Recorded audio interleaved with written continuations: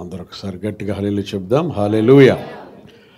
So last week యాక్చువల్గా నేను అమ్మగారు పీటరు కలిసి చెన్నై అలాగనే పాండిచ్చేరి వెళ్ళడం జరిగింది. మేము హోటల్లో ఉన్నప్పుడు అలా సడన్గా పీటర్ ఒక విషయం చెప్పాడు అనమాట. ఆ విషయం ఏంటంటే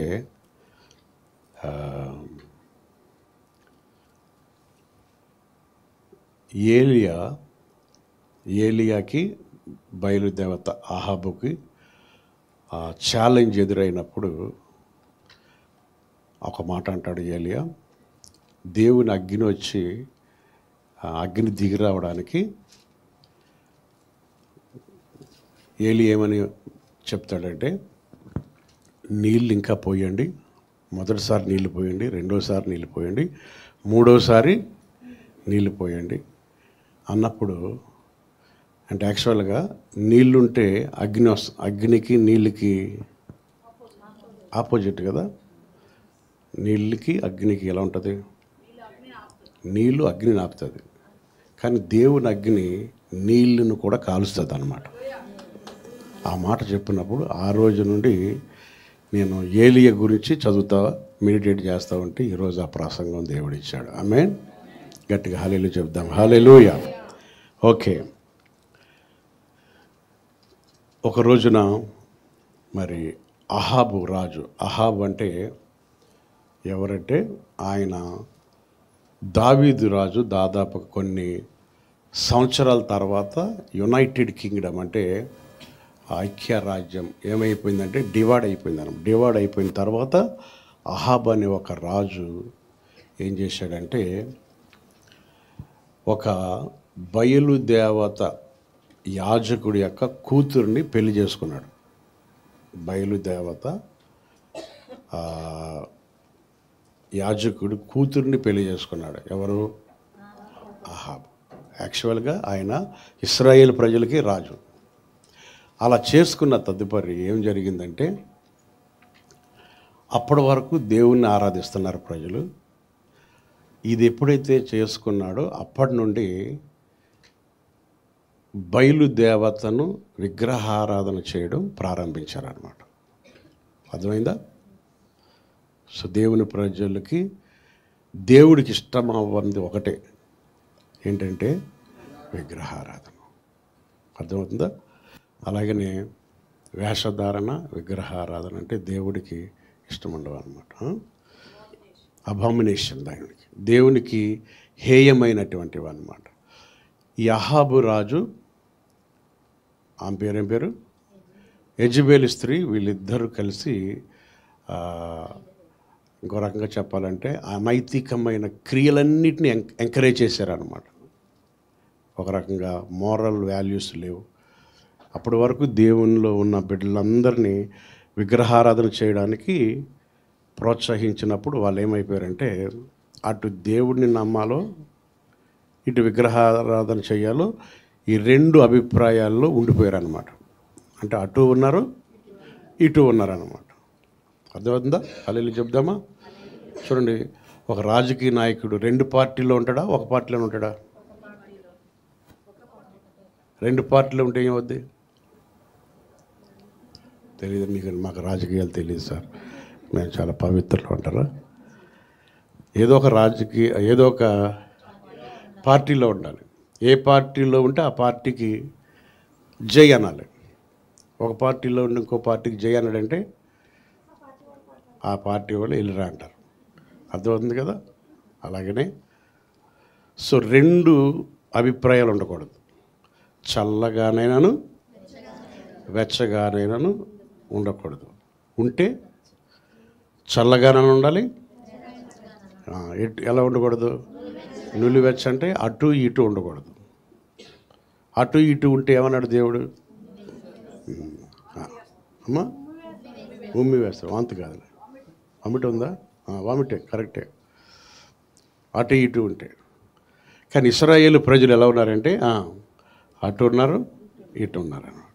అందుకని మరి అహాబు రాజు ఏం చేస్తున్నాడంటే విగ్రహారాధనని ఎంకరేజ్ చేయాలని అర్తిమాదేవి అనుకుంటా ఆ దేవతని ప్రజలందరూ ఆరాధించాలని, ఏం పేరు, అషేరాజు ఏం చేశాడంటే వాళ్ళందరూ ఇశ్రాయేల్ ప్రజలు దేవతలు దెయ్యాలని ఆరాధించాలని అహాబు రాజు యెజబెల్ స్త్రీ ప్లాన్ ఏం చేశారంటే ప్రవక్తలందరినీ చంపడం మొదలుపెట్టారు. అర్థమైందా? ప్రవక్తలు ఎవరు? ఏ ప్రవక్తలు? దేవుని ప్రవక్తలందరినీ చంపేయడం మొదలెట్టారు. దేవుని ప్రవక్తలందరినీ చంపేయడం మొదలు పెడితే పాపం ప్రవక్తలు భయపడిపోయారు.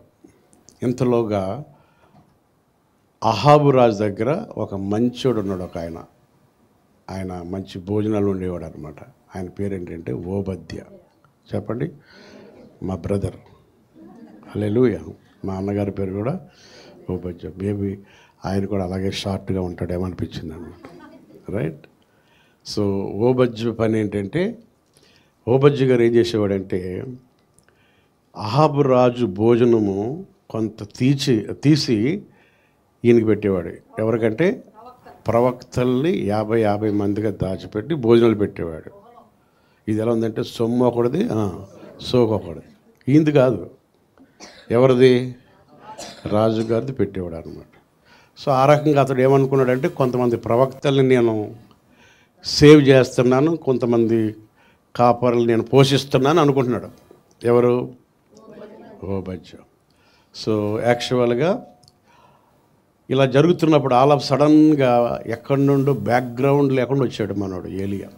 ఆయనకి ఏ బ్యాక్గ్రౌండ్ లేకుండా సడన్గా వచ్చి ఒక ప్రాఫెసీ చెప్పేశాడు. ఏం ప్రాఫెసీ అంటే 3 సంవత్సరాలు వర్షం రాదని ప్రవచిస్తాడు. 3 సంవత్సరాలు వర్షం రాదని ప్రవచించి కనుమరుగైపోయాడు, ఇంకా కనపడలేదు. ఈ విషయం అహాబుకు తెలిసి ఆ ప్రవక్త ఎవడో ప్రవచించాడు. అప్పటి నుంచి ఏం వస్తలేదు, వర్షం వస్తలేదని మొత్తం అందరికి చెప్పాడు. ఎక్కడ దొరుకుతాడో చూడండి అన్నాడు.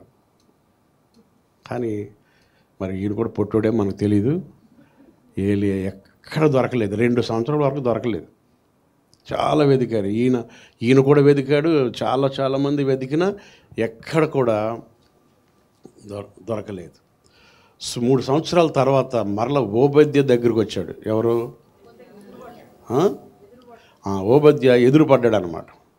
ఎదురుపడి ప్రైజ్ లార్డ్ అయ్యగారు అన్నాడు. ఈయన కూడా ప్రైజ్ లార్డ్, దేవుడి మహాకృపను బట్టి 50 మంది ప్రవక్తలు పోషిస్తున్నాను అన్నాడు. ఎవరు? చెప్పండి. ప్రైజ్ లార్డ్, వెరీ గుడ్ అన్నాడు. ఒక షాకింగ్ న్యూస్ చెప్పాడు. ఏంటి ఆ షాకింగ్ న్యూస్ అంటే, మీ రాజుగారికి, అహాబు రాజుగారికి చెప్పు నన్ను కలవమని అన్నాడు. నువ్వు దొరికావని తెలిస్తే నన్ను బ్రతకనిస్తాడా? ఎందుకంటే 3 సంవత్సరాలు వెతికేది ఎవరి కొరకు?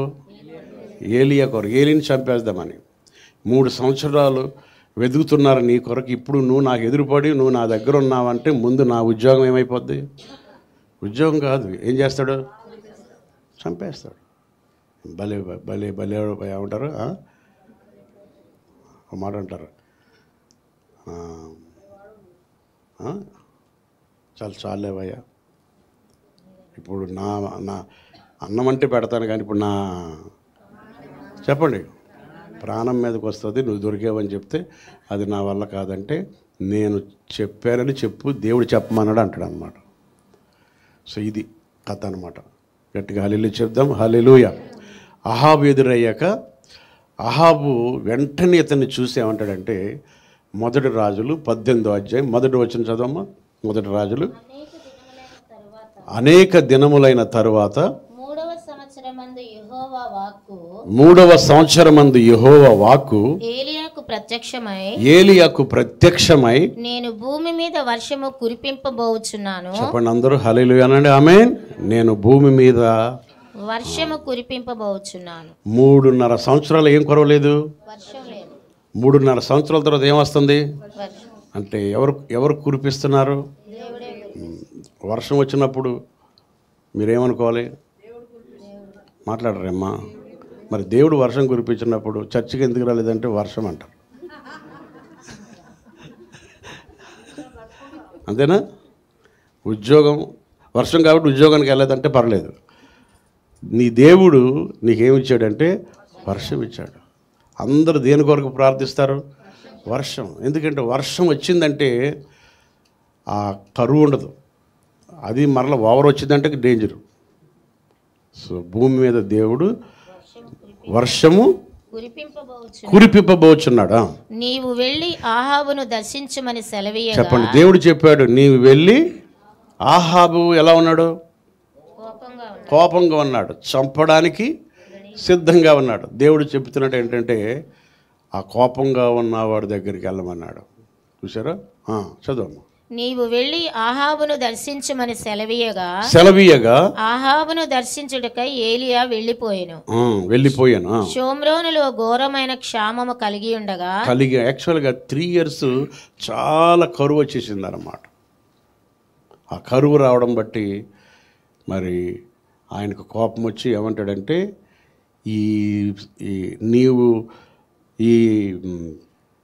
నీ ద్వారానే ఇశ్రాయేలుకు శ్రమలు వచ్చాయి అంటాడు. ఆ వర్స్ 18 అక్కడ చూడండి, 17లో చూడండి.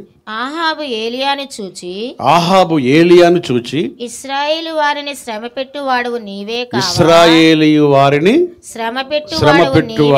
నీవే కావా అని అతనితో అనగా అతడు నేను కాను. చెప్పండి, నేను కాదు. యెహోవా ఆజ్ఞలను గైకొనక బయలుదేవతను అనుసరించు నీవును నీ తండ్రి ఇంటి వారును ఇశ్రాయేలు వారిని ఇశ్రాయేలు వారిని ఏం చేస్తున్నారు? శ్రమపెట్టువారై. ఆయన ఏమన్నాడు? ఏలియా, నీ ద్వారానే ఏమొచ్చాయి? మాకు శ్రమలు వచ్చాయి. నీ ద్వారానే మాకు 3.5 సంవత్సరాలు ఏమి లేవు, వర్షం లేక పంటలు లేవు, ఆ కరువు వచ్చింది, నీ ద్వారానే వచ్చింది అన్నాడు. యాక్చువల్గా ఆయన ద్వారా కాదు, నువ్వు చేస్తున్న విగ్రహారాధన, నువ్వు చేస్తున్న జీవితం ద్వారా ఈ లోకంలోకి శ్రమలు వచ్చాయని చెప్పాడు. గమనించారా? నా ద్వారా కాదు. ఎవరి ద్వారా? నీ ద్వారానే అంటున్నాడు. ఎవరంటే ప్రవక్త అయిన ఏలియా. చదువు నెక్స్ట్. అయితే ఇప్పుడు నీవు ఇశ్రాయేలు వారిని అందరినీ యెజెబెలు పోషించుచున్న బయలుదేవత ప్రవక్తలు 450 మందిని. యెజెబెలు స్త్రీ ఏం చేస్తుందంటే 450 మంది ప్రవక్తలు యెజెబెలు స్త్రీ పోషిస్తుంది. బయలు ప్రవక్త అంటే విగ్రహారాధన చేసే ప్రవక్తలు అన్నమాట. సో ఏలియా ఓబద్యేమో కొంతమందిని పోషించాడు, ఒక 50 మందిని అనుకుంటా. సో విన్నాడు. ఇప్పుడు ఏలియా ఏమన్నాడంటే 100 ప్రవక్తలను పోషించాడు. ఏలియా ఏం చెప్పాడంటే నీ ప్రవక్తలను తీసుకొని, చదవమ్మా ఇప్పుడు కంటిన్యూ చేయండి. అయితే ఇప్పుడు నీవు ఇశ్రాయేలు వారందరూ. ఎవరు వీళ్ళంతా? ఇశ్రాయేలు వారు అందరూ. చెప్పండి, ఎవరు వీరు? అంటే ఇశ్రాయేలు దేవుడు ఎవరు? యెహోవా. అయితే నీవు ఇశ్రాయేలు ప్రజల్ని బయలుదేవత ఆరాధించేవారుగా నువ్వు చేశావు. అర్థమైందా? యాక్చువల్గా ఇతడు ఇశ్రాయేలు ప్రజలకు రాజు అయినప్పుడు ఇశ్రాయేలు దేవుడిని ఇంట్రడ్యూస్ చేయాలి. అవునా కదా? చెప్పండి. వేరే దానిని ఇంట్రడ్యూస్ చేయకూడదు. కానీ వీళ్ళిద్దరు కలిసి ఏం చేశారంటే బయలుదేవతల్ని పరిచయం చేసి ఇశ్రాయేలు దేవుడి యొక్క ప్రవక్తల్ని చంపుతూ వాళ్ళని ఎంకరేజ్ చేస్తుంటే అప్పుడు దేవుడు ఇన్వాల్వ్ అయ్యాడు అనమాట. ఆమేన్. దేవుడు ఉన్నవాడు అనువాడు. హల్లెలూయా చెప్పండి. ఆమేన్. దేవుడు సర్వంతర్యామి. ఆమేన్ చెప్పండి. హల్లెలూయా. దేవుడు సార్వభౌమ అధికారం కలిగిన దేవుడు. మన దేవుడు అన్నీ చూస్తాడు. చేతులెత్తి గట్టిగా హల్లెలూయా అనండి. ఆయనకి మరుగైనది ఏదీ లేదు. ఈ బొమ్మలటంతా చూస్తాడు, రాజకీయాలు చూస్తాడు, ఎవరిని ఎక్కడ ఎప్పుడు ఎలా పెట్టాలో ఆయనకి అన్నీ తెలుసు. మనం ఏమి కంగారు పడిన అవసరం, ఆ పార్టీ వచ్చింది, ఈ నాయకులు వచ్చారు, ఏమీ భయపడిన అవసరం లేదు. ఏది వచ్చినా మనల్ని మాత్రం ఆయన కాపాడుకుంటాడు అన్నమాట. కమాన్ హల్లెలూయా చెప్దాం. హల్లెలూయా. అవునా కదా? చెప్పండి. ఎందుకంటే మనం నమ్మిన దేవుడు చెట్టు కాదు, రాయి కాదు, పుట్ట కాదు, పేగు కాదు, అది కాదు, ఇది కాదు, జీవము కలిగిన దేవుడు. చర్చ్ అనేది జీవము కలిగిన దేవుని సంఘం అన్నమాట. హల్లెలూయా చెప్పండి ఆమేన్. ఈ చర్చ్ కొరకు దేవుడు ప్రాణం పెట్టాడనమాట. అర్థమవుతుందా? అందుకనే దేవుడు ఇన్వాల్వ్ అయిపోయాడు అనమాట. తన ప్రజలు రాంగ్ డైరెక్షన్లో వెళ్తుంటే వెంటనే దేవుడు ఇన్వాల్వ్ అయిపోయాడు. చదమ్మా. అయితే ఇప్పుడు నీవు ఇశ్రాయేలు వారిని అందరినీ అయితే నీవు ఇప్పుడు ఇశ్రాయేలు వారందరినీ యెజెబెలు పోషించుచున్న బయలుదేవత ప్రవక్తలు 450 మందిని 450 మందిని ఆషేరాదేవి ప్రవక్తలైన 400 మందిని అషిరాదేవి ప్రవక్తలైన 400 మందిని నా యొద్దకు కర్మేలు పర్వతమునకు నా పిలువనమ్మని యొద్దకు చెప్పెను. మనం అందరం కలిసి ఎక్కడికి వెళ్దాం? కర్మేలు పర్వతం. కర్మేలు. అందరూ అనండి కర్మేలు పర్వతం అనండి. కర్మేలు పర్వతం దగ్గరికి వెళ్దాం. ఆహాబు ఇశ్రాయేలు వారందరి అందరి యొద్దకు దూతలను పంపి ప్రవక్తలను కర్మేలు పర్వతమునకు సమకూర్చాను. ఏలియా జనులందరి దగ్గరికి వచ్చి ఇప్పుడు చూడండి, అందరు ఎక్కడికి వచ్చారు? కర్మేలు పర్వతానికి వచ్చారు. 450 మంది, ఇంకో 400 మంది ఇశ్రాయేలు ప్రజలు అందరూ వచ్చారన్నమాట. వచ్చి ఇప్పుడు ఏలియా చెప్తున్నాడు. ఏమని చెప్తున్నాడు చూడండి. ఏలియా జనులందరి దగ్గరికి వచ్చి ఎన్నాళ్ళ మట్టుకు మీరు 2 తలంపుల మధ్య ఎన్నాళ్ళు మట్టుకు మీరు 2 తలంపుల మధ్య తడబడుచున్నారు. 2 తలంపులు అనండి. 2 తలంపులు. 2 తలంపులు అంటే 2 ఒపీనియన్స్, డబుల్ మైండ్, ఇంకా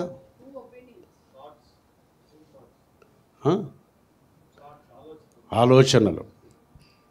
ప్రజలు ఎలా ఉన్నారట? ఇదంట 2 పడవల మధ్య ఏదంటారు కదా, ఏమది మాట్లాడరమ్మా. అటు ఎస్, ఇటు ఎస్.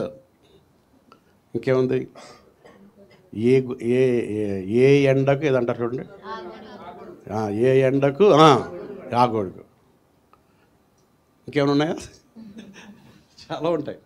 2 పడవల మధ్యలో చూడండి. అటు 2 ఒపీనియన్స్. యాక్చువల్గా ఇంగ్లీష్లో ఏముందమ్మా? 2 ఒపీనియన్స్ అని ఉంది కదా. ఈఎస్విలో ఇంకా బాగా రాశాడు. ఈఎస్వి పెట్టు. ESV English standard version. How long will you go limping between 2 different opinions? How long will you go limping? Limping అంటే తెలీదా? లింపింగ్ అంటే ఎంతకాలం మీరు ఇలాగా కొట్టుతారు. ఇది లింపింగ్ అంటే. ఒక వ్యక్తికి దేవుడు, లోకము. అటు దేవుడు ఉన్నాడండి, ఆయన మరలా లోకం. ఆ వ్యక్తి ఎవరంటే కుంటోడు, హ్యాండిక్యాప్. దేవుడు ఒక్కడే అన్నవాడే మంచోడు. కమాన్ హల్లెలూయా. నేను చెప్పేది కదా, వాక్యం చెప్తుంది కదా. అటు దేవుడు, ఇటు లోకం. అందుకని ఏమన్నాడు? ఈ లోకమునకు వేరే మీరేం పొందమన్నాడు? సెట్ అపార్ట్, రక్షించబడాలట. సో లోకములో ఉన్న లోకస్తుల్లాగా మనం ఉండకూడదు అనమాట. లోకానికి వేరుగా మనం ఏం చేయాలంటే మన సపరేషన్. చేతులెత్తి హల్లెలూయా చెప్పండి. హల్లెలూయా. ఏ ఎండకు ఆ గొడుగు పట్టకూడదు, 2 తలంపుల మధ్యలో ఉండకూడదు. ఏలియాకి ఎంత బాధ వచ్చిందంటే, మరి ప్రజల్ని అహాబు యెజెబెలు స్త్రీ పాడు చేసేసి భక్తి లేకుండా చేసేసారు, దేవుడు లేకుండా చేసేసారు అని. ఎంతకాలం మీరు ఇలాగా 2 మనసుల మధ్య, 2 ఒపీనియన్స్ మధ్యలో తడబడతారు కదా. చాలామందికి అదే ఉంటుంది. అటు దేవుడు, అటు ఓకే, ఇటు ఓకే. అలా ఉండకూడదట. ఒకటే తలంపు కలిగి ఉండాలి. ఏంటంటే ఏది ఏమైనా నా దేవుడు యేసయ్యే. చేతులెత్తి ఇంత పాడాం కదా, నీవే. ఎన్ని పాడతారు క్రైస్తవులు. యాక్చువల్గా అంట క్రైస్తవులు మాటల్లోనే అబద్ధాలు కాదంట, పాటల్లో కూడా అబద్ధాలు ఆడతారని ఏడబ్ల్యూ ట్రౌజర్ రాశాడు. నా సర్వము పడండి అమ్మా, నా సర్వము ఏం పాటమ్మా? నా సర్వం యేసయ్యా, నాకున్నదంతా నీదేనా? నిజంగా చెప్పండి, నాకున్నదంతా నీదే అని ఏమి ఇవ్వకుండా ఎంత పెద్ద అబద్ధం వాడాం కదా. ఆ ఏడబ్ల్యూ ట్రౌజరు క్రైస్తవులు అందరూ మాటల్లో అబద్ధాలు ఆడతారట, క్రైస్తవులు పాటల్లోనే అబద్ధాలు ఆడతారట. అయినా దేవుడు కృప చూపుతున్నాడు. హల్లెలూయా చెప్పండి, హల్లెలూయా. చూడండి, రెండు ఒపీనియన్స్, టూ ఒపీనియన్స్. ఇంగ్లీష్లో ఏమంటున్నాడంటే దే ఆర్ లింపింగ్. లింపింగ్ అంటే కుంటుతున్నారు. ఎంతకాలం మీరు How long will how you long you go limping between two different opinions? చూసారా, రెండు తలంపుల మధ్యలో ఎంతకాలం ఉంటారు? యెహోషువ అంటాడు, మీరు ఎవరిని సేవిస్తారో సేవించండి, నేనును నా ఇంటి వారును యెహోవానే సేవిస్తాం. అంటే అది రెండు ఒపీనియన్స్, ఒక ఒపీనియనా? అది చూడండి, హల్లెలూయా. సో రెండు తలంపులు, రెండు పడవలు, లేకపోతే ఇదే ఎందుకన్నా ఒక ఉదాహరణకు భర్తలు అంటే ఒకటే భర్త, ఒకటే భార్య, ఇద్దరు భార్యలు ఉండరు, రెండు తలంపులు ఉండవు, ఇద్దరు భర్తలు ఉండరు. అటు ఇటు ఉంటే పౌలు వాళ్ళని ఏమంటాడంటే ప్రాస్టిట్యూట్ అంటాడు, వ్యభిచారం అంటాడు.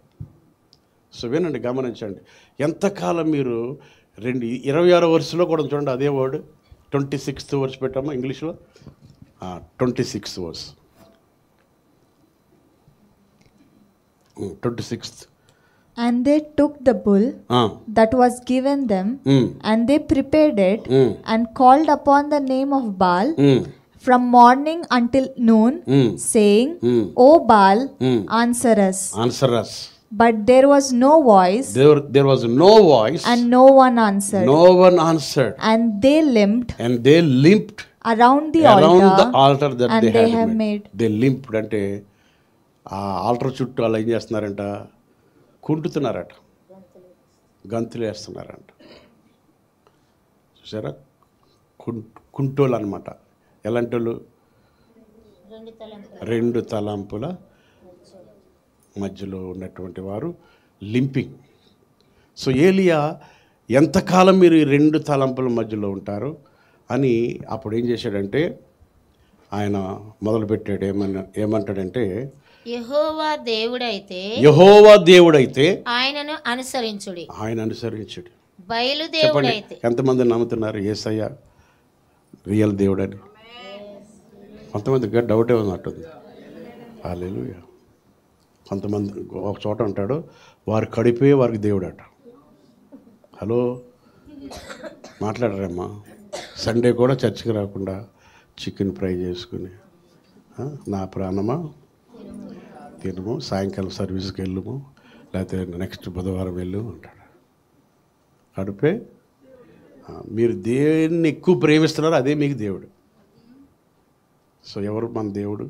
ఆయన ఆరాధించేవారు ఆత్మతో సత్యముతో ఆరాధించాలి.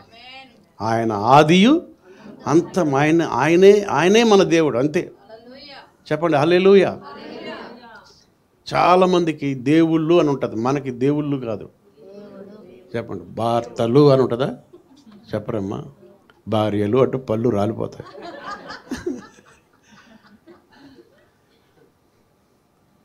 కొంతమంది అందరూ ఒకటేనండి అంటారు. అలాంటప్పుడు నాకు వస్తుంది, కానీ కొడితే మళ్ళీ జైలు వేస్తారు మనల్ని. అందరూ ఒకటండి.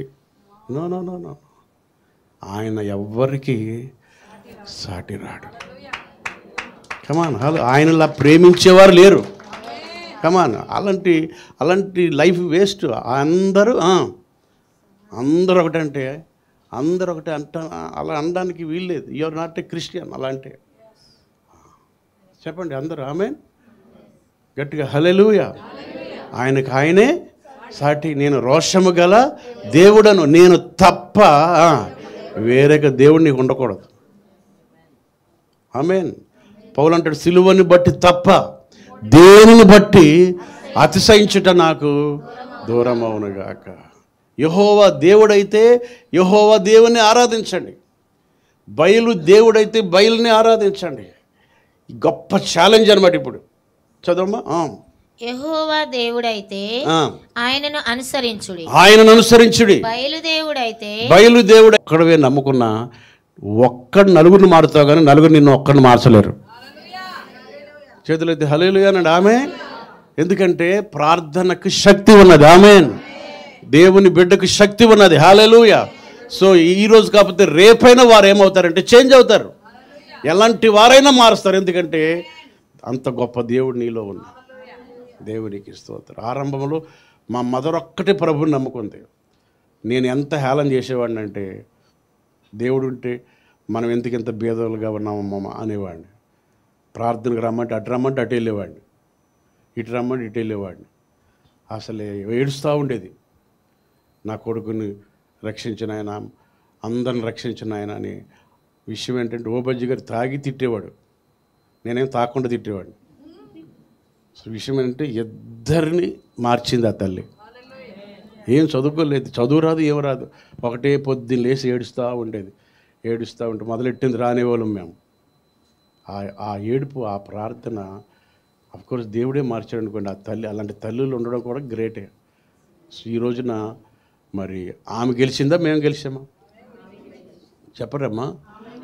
దేవుని సన్నిధులు క్రైస్తవ బిడ్డలు ప్రార్థించిన వారు తప్పకుండా గెలుపు పొందుతారు. చప్పట్లు కొట్టండి గట్టిగా హల్లెలూయా. ఆమేన్. ఎప్పుడు కూడా గివప్ చేసుకోకూడదు, ఎప్పుడు కూడా గివప్ చేసుకోకూడదు. నువ్వు ప్రార్థన చేస్తూనే ఉండాలి. దేవుడు హృదయాలను తప్పకుండా మారుస్తాడు అన్నమాట. కమాన్ గట్టిగా హల్లెలూయా. ఎన్ని సాక్ష్యాలు మనం వింటుంటాం. అందుకని ఆ టీవీలో అయ్యి అనకుండా ఎవరిదన్నా సాక్ష్యాలు వింటా ఉండండి. మనం ఆ చిత్రలహారి ఏంటయ్యి ఏయో ఏంటమ్మది సీరియల్, ఆ సీరియల్ దగ్గర లేకపోతే యూట్యూబ్ దగ్గర అయ్యి ఆ న్యూస్ ఈ న్యూస్ వినడం కంటే అప్పుడప్పుడు మంచి మంచి సాక్ష్యాలు విని ఏం తెచ్చుకోవాలి, విశ్వాసాన్ని బలపరుచుకోవాలి. చూడండి, ఇక్కడ ఒక్కడే ఉన్నాడు, వాళ్ళంతమంది 850 మంది, ఒక్కడున్న భయపడతలేదు. యాక్చువల్గా ఆహాబు రాజు అంటేనే భయపడాలి, కానీ భయపడతలేదు. ఎందుకంటే ఆయనతో ఉన్నవాడు గొప్ప దేవుడు ఉన్నాడు అనమాట. మనతో ఉన్నవాడు గొప్ప దేవుడు మనకున్నాడు అనమాట. చదవమ్మా త్వరగా. అప్పుడు ఏలియా యెహోవాకు ప్రవక్తలైన వారిలో నేను ఒకడనే శేషించి ఉన్నాను. అయితే బయలునకు ప్రవక్తలు 450 మంది ఉన్నారు. మాకు 2 ఎడ్లను ఇయ్యుడి. వారు వాటిలో ఒకదాని కోరుకొని దాని తునకలుగా చేసి క్రింద అగ్ని ఏమీ వేయకుండానే దానిని కట్టెల మీద ఉంచవలెను. రెండవ ఎద్దును నేను సిద్ధము చేసి క్రింద అగ్ని ఏమీ వేయకుండానే దానిని కట్టెల మీద ఉంచుదును. తర్వాత మీరు మీ దేవత పేరుని బట్టి ప్రార్థన చేయండి. 2 ఎద్దులు నిమ్మన్నాడు.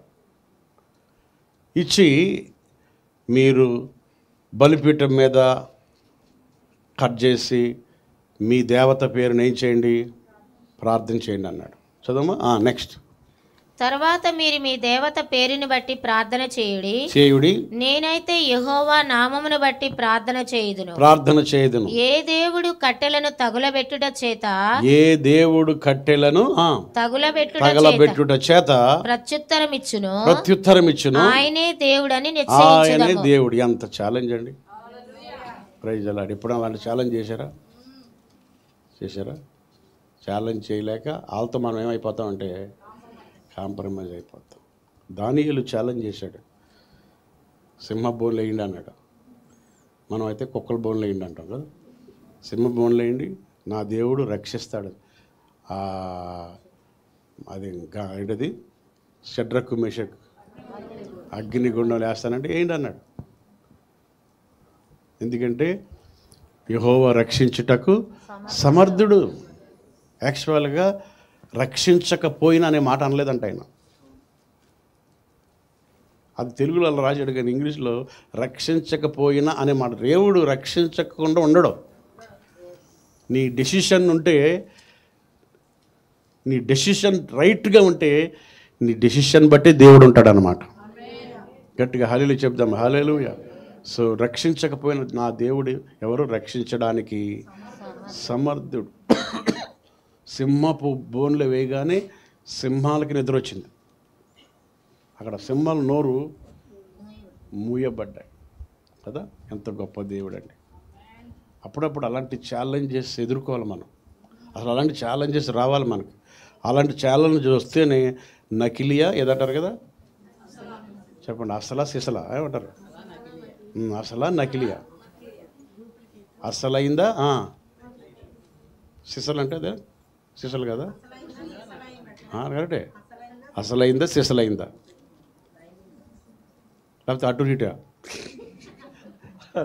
అంతే కదా. అది గోల్డ్ రోల్డ్ గోల్డా గోల్డా? చెప్పండి. ఇప్పుడు అన్ని రోల్డ్ గోల్డ్ కూడా ఎలా ఉన్నాయి? ఇప్పుడు ఎవరు ఏం పెట్టుకున్నారో తెలుస్తలేదు.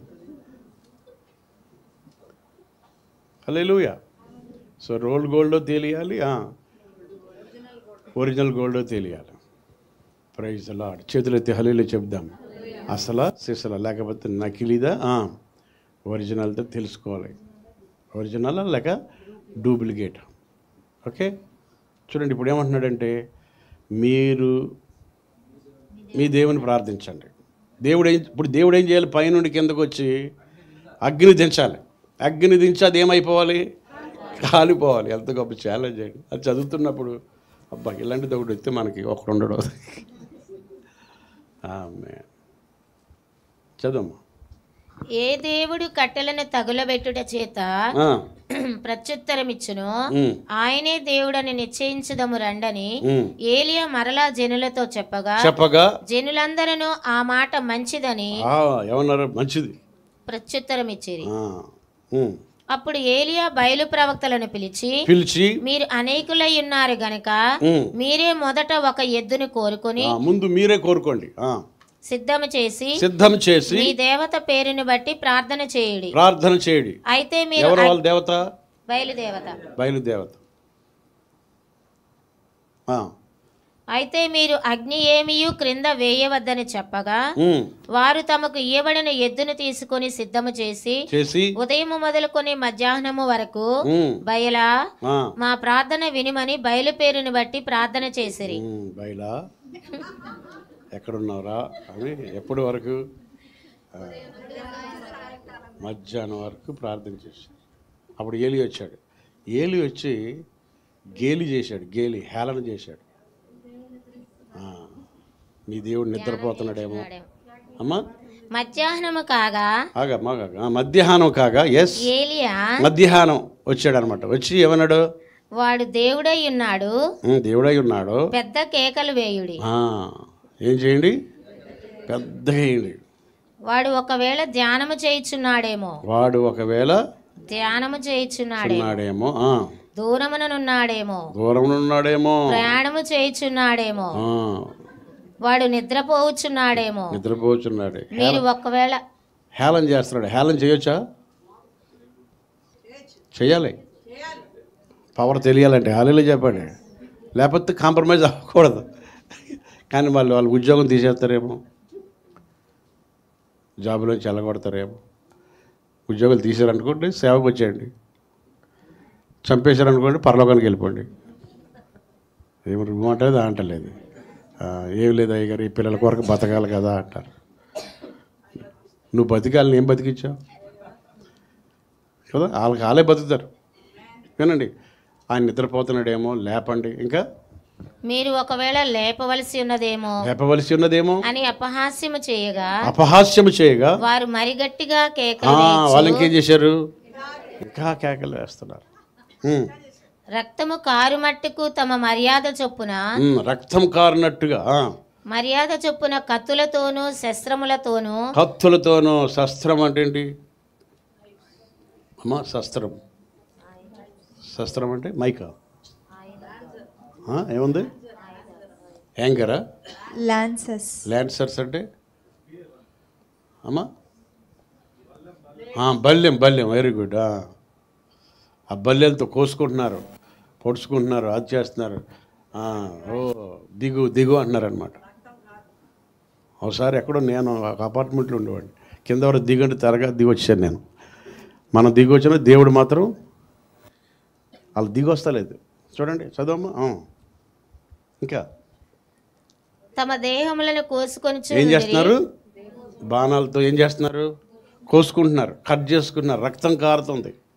ఈ ప్రకారము మధ్యాహ్నమైన తర్వాత అస్తమయ నైవేద్యము అర్పించే సమయం వరకు వారు ప్రకటనము చేయిచు వచ్చిరి గాని మాట అయినను ప్రత్యుత్తరమిచ్చు వాడైనను లక్ష్యము చేసిన వాడైనను లేకపోయాడు. అసలు వీళ్ళ మాట వినేవాడు ఒక్కడు కూడా లేడు. ఉంటేనే కదా, ఎవరన్నా ఆమెను అంటలేదు, ఉంటే కదా, దేవుడు అయితే కదా. కోసుకుంటున్నారు. ఎందుకు కోసుకుంటున్నారో వాళ్ళకే తెలియదు. ఎందుకు తలక కొట్టుకుంటున్నారో ఎందుకో తెలియదు. మనం ఏమి కొట్టుకొని అవసరం లేదు, కోసుకొని అవసరం లేదు, ఏం చేయని అవసరం లేదు. ఎందుకంటే విననేరకుండా ఉన్నట్లు ఆయన చెవులు ఏమవ్వలేదంటే మందము కలదు, రక్షింపనేరకుండాన్నట్లు ఆయన చేతులు కురచకాలేదు. ఆయన తన ప్రజలు మొర్రపెట్టగా ఆయన ఆలకించును. చేతులెత్తి హల్లెలూయా అనండి గట్టిగా. హల్లెలూయా, హల్లెలూయా. సో హేళన చేశాడు, బాగా అపహసించాడు. తర్వాత ఇంకా మొరపెట్టండి, అది చేయండి, ఇది చేయండి అంటాడు. ఇంకా చదవమ్మా. అప్పుడు ఏలియా నా దగ్గరకు రండని జనులందరితో చెప్పగా అప్పుడు అందరూ ఏమన్నాడు? నా దగ్గరకు రండి.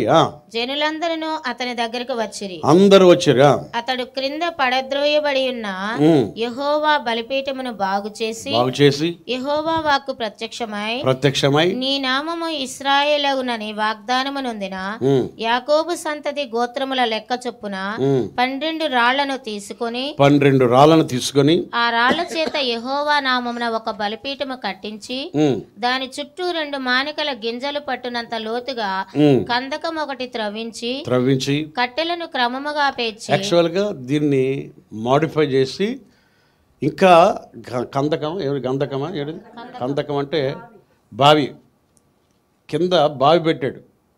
బావి పెట్టి దాని నిండా ఏం పోయమన్నాడంటే మొదటిసారి నీళ్ళు వేయమన్నాడు, రెండోసారి నీళ్ళు పోయమన్నాడు, మూడోసారి నీళ్ళు పోయమన్నాడు. యాక్చువల్గా ఆ కందకం అంతా ఏమైపోయిందంటే నీళ్ళతో నిండిపోయింది. యాక్చువల్గా అగ్ని రావాలంటే ఏముండకూడదు? నీళ్ళు ఉండకూడదు. యాక్చువల్గా ఇంకొక రకంగా చెప్పాలంటే వీళ్ళకి ఒక రకంగా చెప్పాలంటే ఒక అవకాశం ఇచ్చినట్టుగా ఉంది. సో నీళ్లు పోయమన్నాడు. చదవమ్మా, మాట చదువు. కట్టెలను క్రమముగా పేర్చి ఎద్దును తునకలుగా కోసి ఆ కట్టెల మీద ఉంచి జనులు చూచుచుండగా మీరు 4 తొట్ల నిండా నీళ్లు నింపి దహన బలి పశుమాంసము మీదను కట్టెల మీదను పోయుడని చెప్పెను. అది అయిన తర్వాత 2వ మారు ఆ ప్రకారమే చేయుడని అతడు చెప్పగా వారు 2వ మారును అలాగు చేసిరి. 3వ మారును చేయుడనగా వారు 3వ మారును చేసిరి. అప్పుడు ఆ నీళ్లు బలిపీఠము చుట్టూను పొర్లి పారెను. యాక్చువల్గా దరిదాపులో ఏం రాకూడదంటే నీళ్ళు ఉండకూడదు. ఏం రావాలంటే అగ్ని రావాలంట. ఒకవేళ నీళ్ళుంటే ఏం రాకూడదు? అగ్ని రాకూడదు. సో అప్పుడు ఏమని ప్రార్థించాడు చూడండి. మరియు అతడు కందకమును నీళ్లతో నింపెను. అస్తమయ నైవేద్యము అర్పించు సమయమున ప్రవక్తయగు ఏలియా దగ్గరకు వచ్చి ఈలాగు ప్రార్థన చేసెను. యెహోవా, చెప్పండి అందరూ, యెహోవా అబ్రహాము ఇస్సాకుల ఇశ్రాయేలీయుల దేవా, ఇశ్రాయేలీయుల మధ్య నీవు దేవుడవై ఉన్నావని నేను నీ సేవకుడనై ఉన్నాననియు ఈ కార్యములన్నీయు నీ సెలవు చేత చేసితివనియు ఈ దినమున కనపరచుము. యెహోవా నా ప్రార్థన ఆలకించుము. యెహోవావైన నీవే దేవుడవై ఉన్నావనియు నీవు వారి హృదయములను చెప్పండి అందరూ, నీవు వారి హృదయములను నీ తట్టుకు చేయుదువనియు ఈ జనులకు తెలియనట్లుగా నా ప్రార్థన అంగీకరించు. అతడు ఇలాగున ప్రార్థన చేయుచుండగా ఇతడు ఇలాగు అక్కడ ఎంతమంది చేశారు? ఇక్కడ ఎంతమంది చేశారు? ఒకరే. అక్కడ ఎంతసేపు చేశారు? పొద్దునుండి సాయంకాలం వరకు. ఇక్కడ ఎంతసేపు? మాట్లాడతలేదు అమ్మా. ఆల్మోస్ట్ ఒక 2-3 నిమిషాలు అయిపోయి ఉంటుంది. అక్కడ పొద్దున్న నుండి సాయంకాలం వరకు. ఇక్కడ నుంచి ఇక్కడ జస్ట్ ఒక్క వర్డే కదా. వినేవాడు ఉంటే ఒక్క మాట చాలు. వినేవాడు లేకపోతే పొద్దున్న నుంచి నువ్వు సాయంకాలం వరకు కొట్టుకున్నా లేదు కదా. అందుకనే విన్నాడు. ఏనండి, గమనించండి, మన దేవుడు ఎవరంటే మన ప్రార్థనలు ఆలకించేవాడు. హల్లెలూయా అనండి గట్టిగా, హల్లెలూయా. మీరు ప్రార్థిస్తున్నప్పుడు దేవుడు ఏం చేస్తాడంటే వింటాడు. దేవునికి స్తోత్రం, జవాబిస్తాడు. ప్రార్థనలు పైకి వెళ్తాయి, జవాబులు క్రిందకు వస్తాయి. ఎప్పుడైతే ఆ ప్రార్థన చేశాడు, చదవమ్మా. అతడు ఈలాగున ప్రార్థన చేయుచుండగా యెహోవా అగ్ని దిగి, చెప్పండి అందరూ, యెహోవా అగ్ని దిగి దహన బలి పశువులను కట్టెలను రాళ్లను బుగ్గిని దహించి, బుగ్గి అంటే బూడిద, దహించి కందకమందున్న నీళ్లను ఆరిపోచేశాడు. మొత్తం ఆరిపోయినాయి, అన్నీ కాలిపోయినాయి. ఒక రకంగా చెప్పాలంటే రాళ్ళు కూడా కాలిపోయినాయి. ఉందమ్మా అక్కడ రాళ్ళు. యాక్చువల్గా ఈ లోక అగ్నికి రాళ్ళు కాలం, నీళ్ళు కాలం. అగ్నిని ఏం చేస్తాయి? ఆర్పేస్తాయి. దేవుని అగ్నికి రాళ్ళు కరుగుతాయి, నీళ్లు కరుగుతాయి, ఎలాంటిదైనా కరిగిపోతుంది అన్నమాట. గట్టిగా హల్లెలూయా చెప్దాం. హల్లెలూయా. సో యాక్చువల్గా ఒక బైబిల్ స్కాలర్ ఏమంటాడంటే, గాడ్ ఈజ్ హైటనింగ్ హిజ్ అడ్వాంటేజెస్. అంటే దేవుడట ప్రతికూలతలను పెంచుతాడట. మనకి నీళ్ళు నింపమన్నాడు కదా. యాక్చువల్గా నీళ్ళు నింపమంటే అర్థం ఏంటి? నీళ్ళు నింపమంటే యాక్చువల్గా అగ్ని రావాలంటే నీళ్ళు కాదు, బొగ్గులేయ అనాలి. మంట రావాలంటే ఏమేయాలనాలి? బొగ్గులేయ అనాలి. కానీ దేవుడి దగ్గరకు వచ్చినప్పుడు నువ్వు ఎప్పుడు అనుకూలతలు అడగకూడదు. ఏం అడగాలంటే ప్రతికూలతలు అడగాలి. ఎందుకంటే మనుషులకి ఎలా ఉంటుందంటే, మనుషులకేమో అనుకూలతలు కావాలి, దేవునికేమో ప్రతికూలతలు కావాలి. దేవుడు దేన్ని మారుస్తాడంటే నీకున్న ప్రతికూలతను కూడా దేవుడు ఏం చేస్తాడంటే అనుకూలంగా చేయగలిగే దేవుడు అన్నమాట. అందుకని ఎంత నీవు ప్రతికూలతలు నీకు ఎదురైనప్పటికీ ఆ ప్రతికూలతలో దేవుడు నీకు కార్యం జరిగిస్తాడు అన్నమాట. కమాన్ గట్టిగా హల్లెలూయా చెప్పండి. హల్లెలూయా. సో అందుకనే జాగ్రత్తగా గమనించాడు. లోకము బలాన్ని కోరుకుంటుంది, దేవుడు బలహీనలు కోరుకుంటాడు అన్నమాట. నువ్వు ఎప్పుడు బలహీనుడవో అప్పుడే నువ్వెవరు అంటే బలవంతుడవు అన్నమాట. మన బలహీనతలో దేవుని యొక్క బలం ఏమవుద్దంటే పరిపూర్ణం. ఎప్పుడు నువ్వు చేత కాదు అనుకున్నావు అప్పుడే దేవుడు కార్యం జరిగిస్తాడు అన్నమాట. సో లోకము గొప్పవారిని కోరుకుంటుంది, దేవుడు ఘనహీనులను బలహీనలను కోరుకుని బలపరిచే దేవుడు అన్నమాట. హల్లెలూయా. అందుకనే ఆ ప్రతికూలత అంటే హీజ్ హైటనింగ్ హిజ్ అడ్వాంటేజెస్. మరొకసారి చదవమ్మా ఆ మాట. అతడు ఈలాగున ప్రార్థన చేయుచుండగా యెహోవా అగ్ని దిగి దహన బలి పశువులను కట్టెలను రాళ్లను బుగ్గిని దహించి కందకమందున్న నీళ్లను ఆరిపోచేసెను. అంతట జనులందరూ దాని చూచి సాగిలపడి యెహోవాయే దేవుడు యెహోవాయే దేవుడని కేకలు వేశారు. సో ఈ ఛాలెంజ్కి, ఈ సవాల్కి ఏం చేశారంటే ఆయనే దేవుడు అన్నారు. సో అప్పటి వరకు వాళ్ళలో ఏముండేది? 2 అభిప్రాయాలు ఉండేది, 2 తలంపులు ఉండేది. ఎప్పుడైతే దేవుడు అగ్ని క్రిందకు వచ్చి ఆ ఆల్టర్ని దహించి వేసిందో అప్పుడే వాళ్ళకి ఎన్ని ఒపీనియన్స్ వచ్చాయంటే ఒకటే ఒపీనియన్ వచ్చింది. గట్టిగా హల్లెలూయా చెప్పండి. హల్లెలూయా, హల్లెలూయా. సో జాగ్రత్తగా గమనించండి. సో ఉదాహరణకి దేవుడిది కాలిపోయింది, కానీ వాళ్ళ దగ్గర వాళ్ళు వేసిన బలిపీఠం దగ్గర కట్టెలు అలాగే ఉన్నాయి, నీరు అలాగే ఉంది, ఎద్దు మాంసం అలాగే ఉంది, అన్నీ అలాగే ఉన్నాయి. అవి ఉన్నాయా, మంది ఉన్నదా? వాళ్ళదే ఉంది. వాళ్ళది ఎలా ఉందంటే ఉన్నట్టుండి, మనది ఎలా ఉందంటే చచ్చిపోయి బ్రతుకుతుంది. మనది ఎలా ఉంటుంది? చనిపోయి బ్రతికే వాళ్ళం. వాళ్ళు బ్రతికి ఏమవుతారంటే చనిపోతూ ఉంటారు. అర్థమవుతుందా? చేతులు ఎత్తి గట్టిగా హల్లెలూయా చెప్పండి. హల్లెలూయా. సో వాళ్ళకి మనకి తేడా ఏంటంటే వాళ్ళు వెలుచూపును బట్టి వాళ్ళు చూస్తారు, కానీ మనం ఎలా నడుస్తామంటే విశ్వాసమును బట్టి నడుస్తామన్నమాట. కమాన్ హల్లెలూయా. అందుకనే మొదటి కొరింథీ పత్రిక 4 చూడండి, 4:19 అనుకుంటే ఒకసారి చదవండి. మొదటి కొరింథీయులకు రాసిన పత్రిక 4వ అధ్యాయం 18వ వాక్యం. 2 Corinthians 4th chapter 18th verse. 2 Corinthians 4th chapter 18th verse చదువు. మేము దృశ్యమైన వాటిని చూడక అదృశ్యమైన వాటిని నిదానించి చూచుచున్నాము గనుక. మన దగ్గర ఏమీ లేవు, కానీ మనవి అదృశ్యమైనవి. వాళ్ళదేంటి? దృశ్యమైనవి, కనిపించేవి. మనది కనిపిస్తలేదు. అన్నీ ఏమైపోయినాయి? అదృశ్యమైపోయినాయి, కాలిపోయినాయి. చదవమ్మా. మేము దృశ్యమైన వాటిని చూడక అదృశ్యమైన వాటిని అదృశ్యమైన వాటిని ఎలా చూడాలి? నిదానించి చూడాలి. అదృశ్యమైనవి కనబడతాయా? కనబడు. అందుకని మనం పోరాడుచున్నది ఎవరితో కాదు?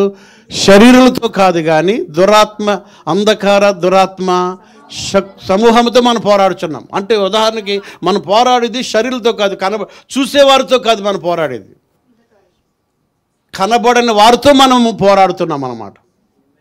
అది చదవమ్మా నెక్స్ట్. అదృశ్యమైన వాటిని నిదానించి చెప్పండి. అదృశ్యమైన వాటిని నిదానించి చూచున్నాము గనుక క్షణమాత్రముండు మా చులకని శ్రమ మా కొరకు అంతకంతకు ఎక్కువగా నిత్యమైన మహిమ భారమును కలుగజేయుచున్నది. ఏలయనగా దృశ్యమైనవి. చెప్పండి అందరూ చెప్పండి వెనకాల. ఏలయనగా దృశ్యమైనవి అనిత్యములు. అంటే దృశ్యమైనవి నాట్ టెంపరీ, నాట్ పర్మనెంట్. దృశ్యమైనవి పర్మనెంట్ కాదు. అవన్నీ అలాగే ఉన్నాయి. ఏవి? యుద్ధ అలాగే ఉంది, కట్లు అలాగే ఉన్నాయి. దృశ్యమైనవి అనిత్యములు, అంటే టెంపరీ. అదృశ్యమైనవి నిత్యములు. ఇప్పుడు ఈ కనబడతలేదు. ఏది? ఏలియా కాలిపోయింది కదా. ఇప్పుడు అన్ని అదృశ్యమైనవి ఏమంటే నిత్యములు. Praise the lord. చేతులు ఎత్తి హల్లెలూయా చెప్దాం. ఆ వర్స్ ఇంగ్లీష్ చదవమ్మా. 18th verse. While we do not look at the things which are seen. మనం ఏం చేయకూడదు? కనబడే వాటిని చూడకూడదు. ఆగమ్మా. కనబడే అవి పర్మనెంట్ కాదు. కనబడేవి పర్మనెంట్ కాదు. కనబడేవి టెంపరీ, కనబడనివే పర్మనెంట్. సో నీ కనబడే సమస్యలు పర్మనెంట్ కాదు. హల్లెలూయా చెప్పండి. హల్లెలూయా. నీ కనబడే ప్రాబ్లమ్స్ పర్మనెంట్ కాదు. అందుకనే అవన్నీ నిలబడే ఉన్నాయి. చదమ్మా ఇంగ్లీష్లో.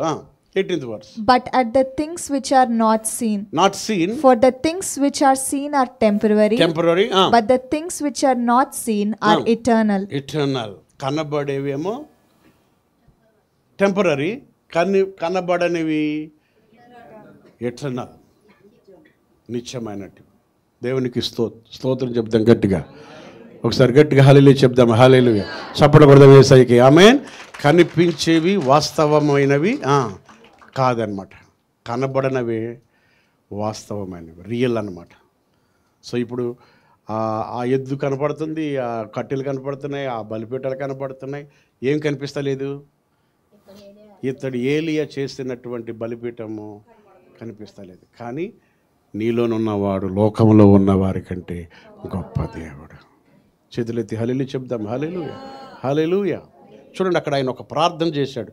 ఏమని ప్రార్థన చేశాడంటే, ఆ చదవమా మొదటి. నా ప్రార్థన ఆలకించుము. యెహోవా నా ప్రార్థన ఆలకించుము. యెహోవావైన నీవే దేవుడవై యెహోవావైన నీవే దేవుడవై ఉన్నావనియు నీవు వారి హృదయములను నీ తట్టుకు తిరగజేయుదువనియు ఈ జనులకు తెలియనట్లుగా. నీవే దేవుడవని వారు నీ తట్టు వారి హృదయాలు ఏమవ్వాలి? తిరగాలి. ఇప్పుడు హృదయం ఎక్కడుంది? ఇద్దరి మీద ఉంది అమ్మా. 2 తలంపులు అంటే ఇద్దరు అటు ఇటు ఉంది. ఇప్పుడు వీళ్ళ హృదయాలు ఎక్కడికి రావాలి? చెప్పాలి అందరూ. దేవుడి మీదకే రావాలి. నా దేవుడు అనాలి, అంతేనా? నా కొడుకు అంటారా లేదా? మన కొడుకు అంటారా? నా కొడుకు అంటారు. ఎందుకు నా కొడుకు అంటారు? తల్లి ఏముంటుంది? తల్లి ఏముంటుంది అంటే, నేను రక్తం చిందించి కన్నాన అంటుంది. ఆపరేషన్ చేసుకుని కన్న కొడుకు కాబట్టి నా కొడుకు అంటుంది. అలాగనే నా భర్త అంటారు. మన భర్త అంటారు? మాట్లాడరమ్మా. నా అని ఎందుకు ఎప్పుడు అంటాం? సొంతమైనప్పుడే. పౌలు ఏమంటాడు? నా దేవుడు అంటే అర్థమైంది, నీకు 2 ఒపీనియన్స్ లేవన్నమాట. కమాన్, హల్లెలూయా. అందుకనే దేవుడు అంటే ఒక ఐడియా కాదు,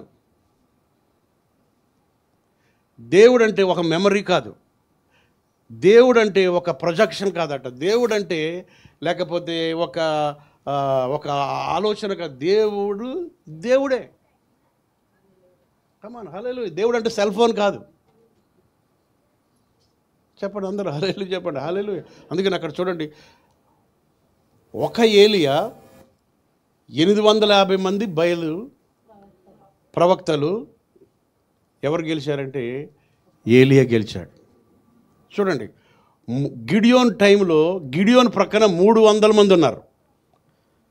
మిద్యానీల ప్రక్కన చాలామంది ఉన్నారు, ఎక్కువ మంది ఉన్నారు. అంటే మెజారిటీ ఎక్కువ మంది ఉన్నారు. గిడియోన్ దగ్గర 300 మందే ఉన్నారు. ఎవరు గెలిచారు? గిడియోనే గెలిచాడు. తర్వాత మీరు చూడండి, ఉదాహరణకి సేనా దెయ్యం ఎన్ని దెయ్యాలు? 2000 దెయ్యాలు.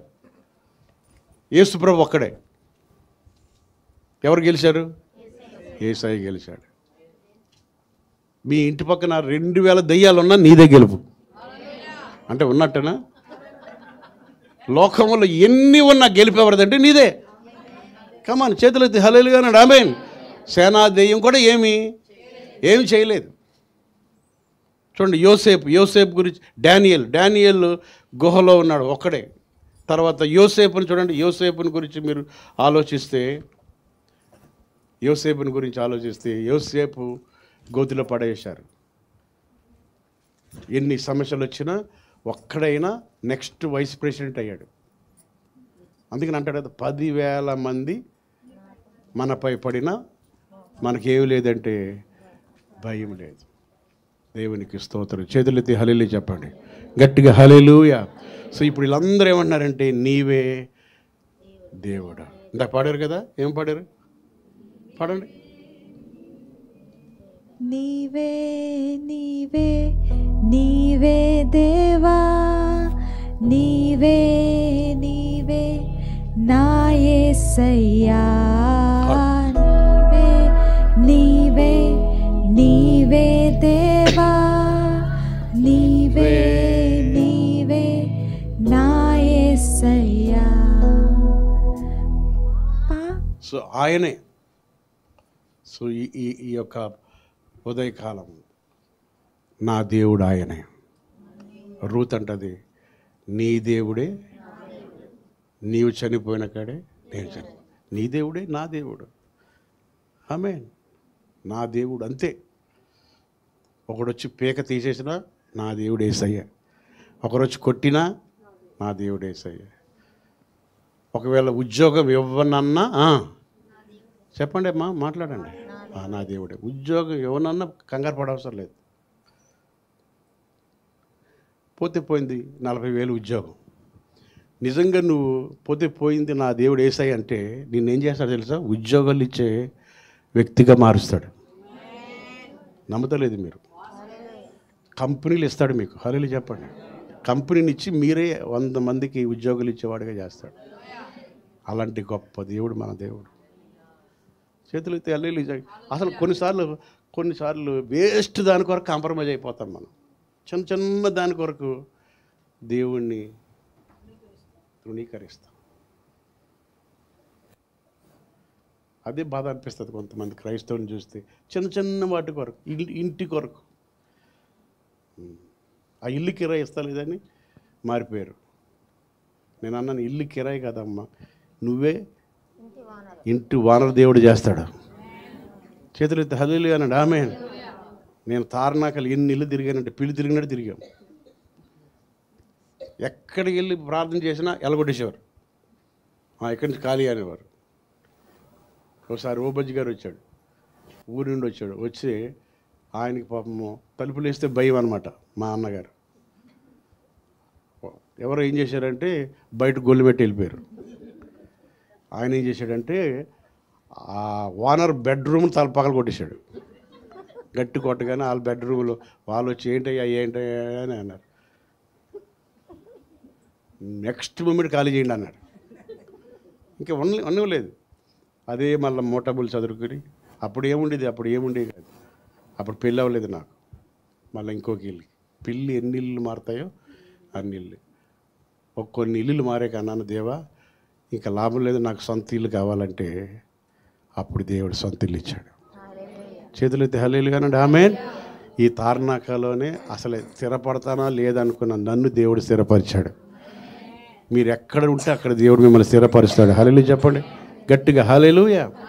సో అందుకనే ఎప్పుడు భయపడకూడదు. నీ దేవుడు చిన్న దేవుడు కాదు. నీ దేవుడు ఏమి చేయలేని దేవుడు కాదు. చూడండి ఎంత ఛాలెంజ్ చేసి అందరు ఏమన్నారు?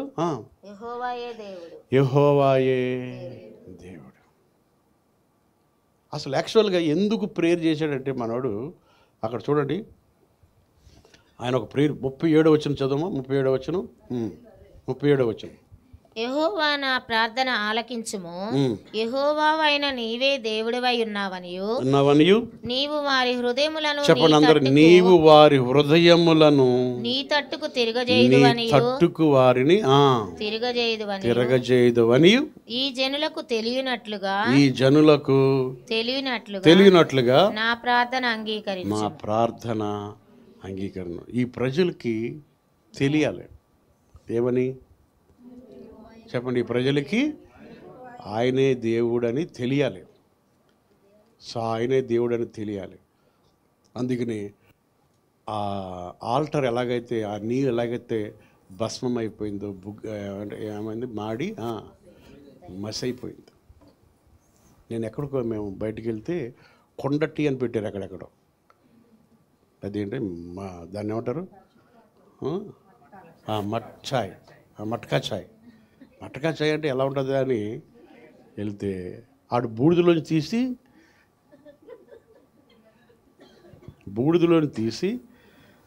ఆ బూడిదలోనే ఛాయ్ వేసి పొంగిస్తున్నాడు. అప్పుడు నేను అనుకున్నాను, మట్టి నుండి తీయబడితే ఇదే ఛాయ్ రా.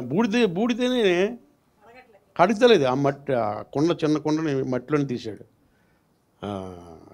ఏమిటది బూడిది అంటే లోపల కట్టెలు ఉన్నట్టున్నాయి.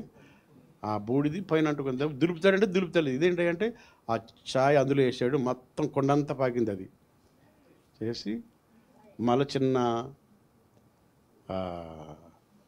ఆ మట్టి దాంట్లోనే ఇచ్చాడు. నేను ఇది తీసుకెళ్ళాలా మీకు ఇవ్వాలన్నాను. రైట్, హల్లెలూయా. సో ఇక్కడ ఏమైపోయింది? మొత్తం చెప్పండి, మొత్తం బూడిదైపోయింది.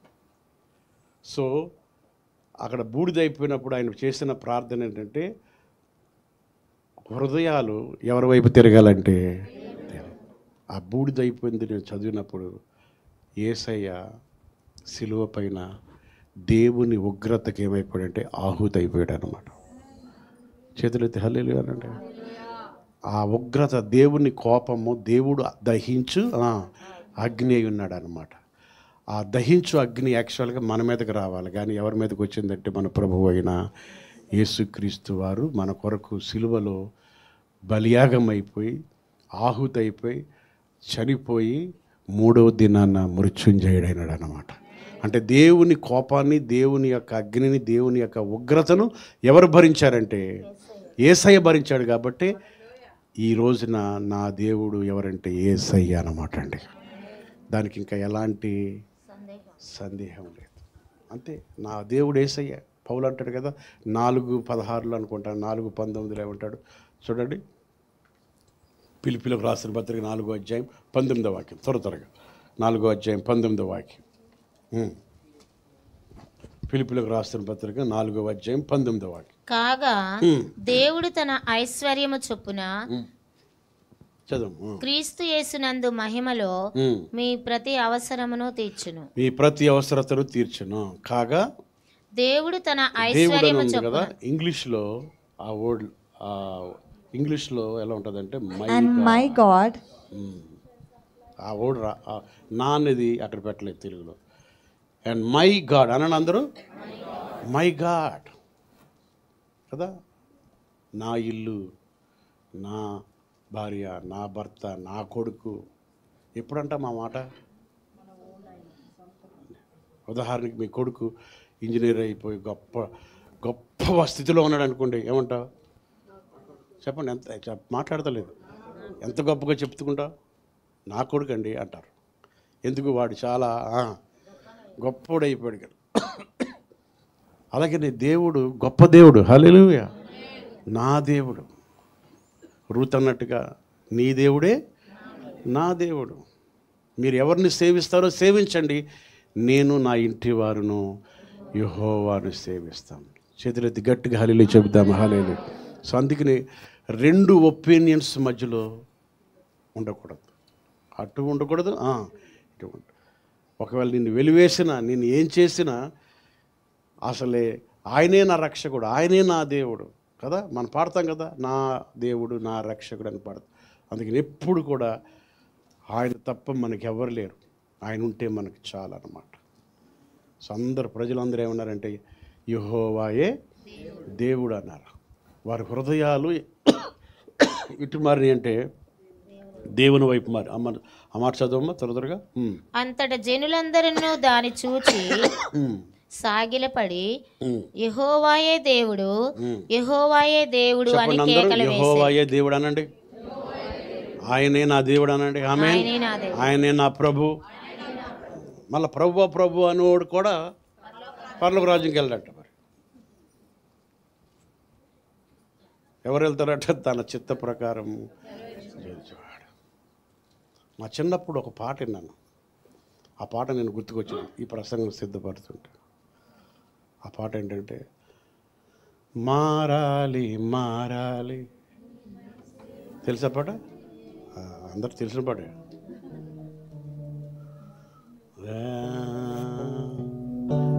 మారాలి మారాలి. యాక్చువల్గా మనం మారాలి కాదు, దేవుడే మనల్ని మార్చాడు. హల్లెలూయా అనండి. ఆమేన్. మీరు మారారా? దేవుడు మార్చాడా? మనం మారితే మళ్ళీ మారిపోతాం. కానీ మా భక్తుడికి వచ్చిన రెవల్యూషన్ అదే కాబట్టి అది రాసిరా బాగుంటుంది కదా. మారాలి మారాలి, నీ మనసే మారాలి. మారిన మనసు దేవునికిస్తే ఫలితం ఉంటుంది. మారిన మనసు దేవునికిస్తే ఫలితం ఉంటుంది. మారాలి మారాలి, నీ మనసే మారాలి. మారిన మనసు దేవునికిస్తే ఫలితం ఉంటుంది. మారాలి మారాలి. చరణం ఎలా ఉంటుందంటే మారారంటూ మారామంటూ వేషం వేస్తారు. మారామంటూ ఆ వేషంలోనే లోకాన్నెంతో మోసం చేస్తారు. ఆగండి, మీరు కాదు కదా. హల్లెలూయా చెప్పండి. హల్లెలూయా, మీరు మంచివాళ్ళే. ఆమేన్. అసలు ఇంకోటి ఉంటుంది, మారామంటూ మస్కా కొడతారు. ఎలాగా మస్కా అంటే అమ్మా ఇత్తాక పాడేవారు ఈ పాట, ఎంత పాడినా ఎవరు మారేవారు కాదు. మారినోళ్ళు కూడా పాడేసేవారు. ఏమని మారాలి ఎవరు మా చర్చిలో ఒక ఆయన ఉండేవాడు, ఇస్రాయేల్ అని.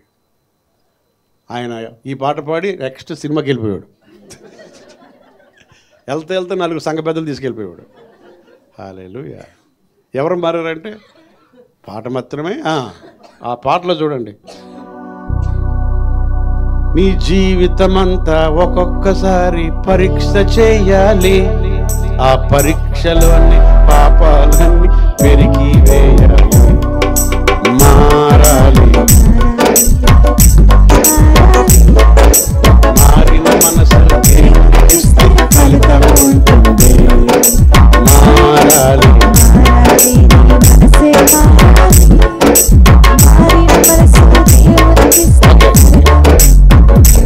ఇది బాగుంటుంది. రోగము కొరకు దేవునికెన్నో మొక్కులు మొక్కుతారు. నైనా ఈ రోగం పోయిందంటే అసలు నెక్స్ట్ సండేని చర్చకు వచ్చేస్తాను నాయన. ఆ రోగం పోయాక ఏమ్మా రాలేదంటే రోగం లేదు కదా అయ్య గారు కదా. చాలామంది అటు అటు రెండు పడవల మీద రోగము కొరకు మొక్కులు మొక్కుతారు, ఆ రోగము పోతే దేవుని మాటే, ఆ రోగం దేవుని మాట అంటే ఇప్పుడు చర్చికి రావాలంటే ఏం రావాలి? రోగం రావాలి. రోగం పోతే మళ్ళీ ఏమవ్వాలి? మారిపోదు. అలా ఉండకూడదు. మీరు అలాంటి వాళ్ళు కాదు. హల్లెలూయా. రోగం వచ్చినా, ఇప్పుడు రోగం వచ్చిందంటే వచ్చినప్పుడు రోగం పోతే మానేప్పుడు కాదు. అంటే లోకంలో ఇలాంటి వాళ్ళు ఉన్నారా లేరా? చెప్పండి. ఎస్ఆర్నో ఇంకొక చరణం ఉంది, నిలకడలేని జీవితమంతా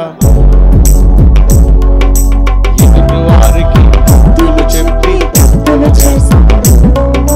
క్రీస్తు నామం చాటామంటూ గొప్పలు చెబుతారు, ఆ సాక్ష్యం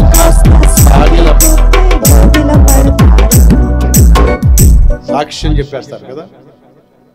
సాక్ష్యం చెప్తారు. సాక్ష్యం సాగలేదనుకోండి సాగిలా పడతారు. పాపం ఏ పాస్టర్ గారు రాసేయడం మనకు తెలియదు కానీ, సో ఏది ఏమైనా ఒకే ఒపీనియన్. హల్లెలూయానండి. ఆయనే నా దేవుడు. చేతులెత్తి హల్లెలూయా చెప్దాం. ఏది జరిగినా జరగకపోయినా దేవుడే. దేవుడు ఎప్పుడు మారడు. ఇప్పుడు మనం మారుతాం కానీ ఈ బిల్డింగ్ మారుతుందా? బిల్డింగ్ మారదు. దేవుడు ఎప్పుడు చేంజ్ అవ్వడు. నువ్వు మారినా ఆయన మారడు. నిన్ను ప్రేమించడంలో మారడు, నిన్ను క్షమించడంలో మారడు అన్నమాట. చూడండి, ఇది చదువుతున్నప్పుడు ఒక వ్యక్తి మారకపోతే రాయి, జాగ్రత్తగా అన్నాడు. ఒక వ్యక్తి మారకపోతే ఎవరు? ఆయన హృదయం ఎలా ఉందన్నాడు దేవుడు? రాతి గుండె అనడా లేదా? కానీ ఒక వ్యక్తి మారితే నేల, మంచి నేల.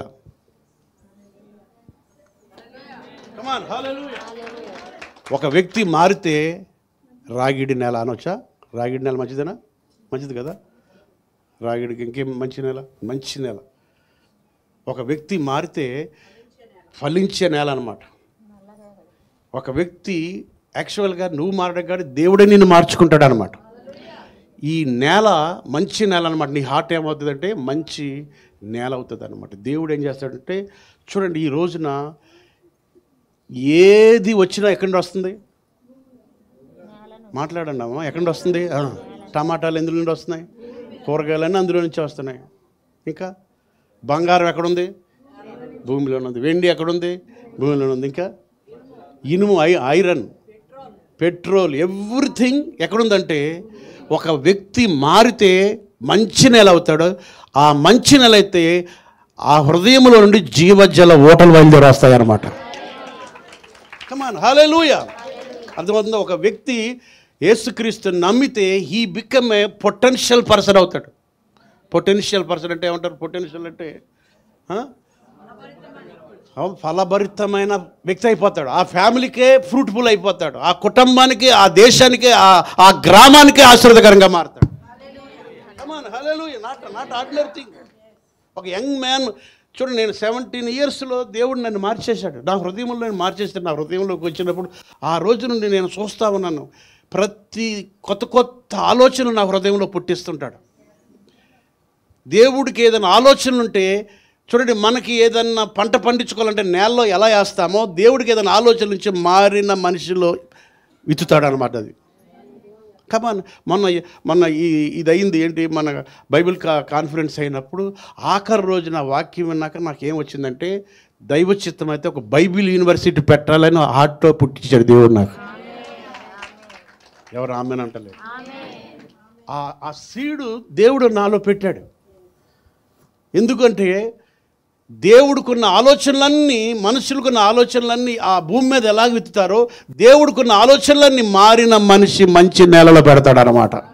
గొప్ప కంపెనీలు ఓపెన్ చేయమని, గొప్ప బిజినెస్ వ్యాపారం చేయమని, గొప్ప ఐడియాలు, ఆలోచనలు ఇచ్చే దేవుడు అనమాట. అది ఎక్కడిస్తాడంటే ఒక మారినటువంటి వ్యక్తికి ఇస్తాడనమాట. చెప్పాను మీకు చాలాసార్లు చెప్పాను. ఈ రోజున గాంధీ హాస్పిటల్ ఒకప్పుడు ఏంటంటే జార్జ్ హాస్పిటల్. ఎవరో అమెరికా దేశం నుండి వచ్చి ఈ హాస్పిటల్ అక్కడ పెట్టాడు ఆయన, మారిన వ్యక్తి. లాస్ట్ అంటే చెప్పాను కదా, హార్డ్వేర్ యూనివర్సిటీ ఎవరిది? క్రిస్టియన్స్ది. సో క్రైస్తవుడు ఎప్పుడైతే చేంజ్ అవుతాడో, ఒక వ్యక్తి చేంజ్ అయ్యి హృదయంలో యేసై ఉంటాడో, ఆ హృదయము ముండ్ల పొద నేల కాదు, రాతి నేల కాదు, లేకపోతే త్రోవ పక్కన పడిన నేల కాదు. ఆ హృదయం ఎలాంటిదంటే మంచి నేల, 60 100 ఫలించి, వాళ్ళు ఫలించడం కాదు 10 మందిని ఫలింపజేస్తారు అన్నమాట. చూడండి, హల్లెలూయా. అందుకని ఈ నేలలోనే 75% వాటర్ ఉందట. చూడండి, ఆ నేల మంచి నేల. ఒక వ్యక్తి మారకపోతే రాయి, మారితే ఎవరు? నేల అనమాట. అందుకని 65వ కీర్తన చూడండి, 65వ కీర్తన త్వరగా. ప్రైజ్ ది లార్డ్, హల్లెలూయా. 65వ కీర్తన 9వ వాక్యం చదవమ్మా. నీవు భూమిని దర్శించి దాన్ని తడుపుచున్నావు, దానికి మహదైశ్వర్యము కలుగజేయుచున్నావు. భూమిని దర్శించి దాన్ని తడుపుచున్నావు, దానికి మహదైశ్వర్యము దానికి ఏం పెడుతున్నావు? మహదైశ్వర్యం. చూడండి, ఇనుము ఎక్కడి నుండి వచ్చింది? భూమిలోండి. బంగారం ఎక్కడి నుండి వచ్చింది? భూమిలోండి. ఏదున్నా భూమిలోండి వస్తుంది. దేవుడు భూమిని దర్శిస్తున్నాడు, తడుపుతున్నాడు అనమాట. తడిపి ఏం తీసుకొస్తున్నాడు అందులోంచి? మహదైశ్వర్యం. చదవమ్మా ఇంకా. దేవుని నది నీళ్లతో నిండి ఉన్నది, నీవు భూమిని అట్లు సిద్ధపరిచిన తరువాత వారికి ధాన్యము దయచేయుచున్నావు.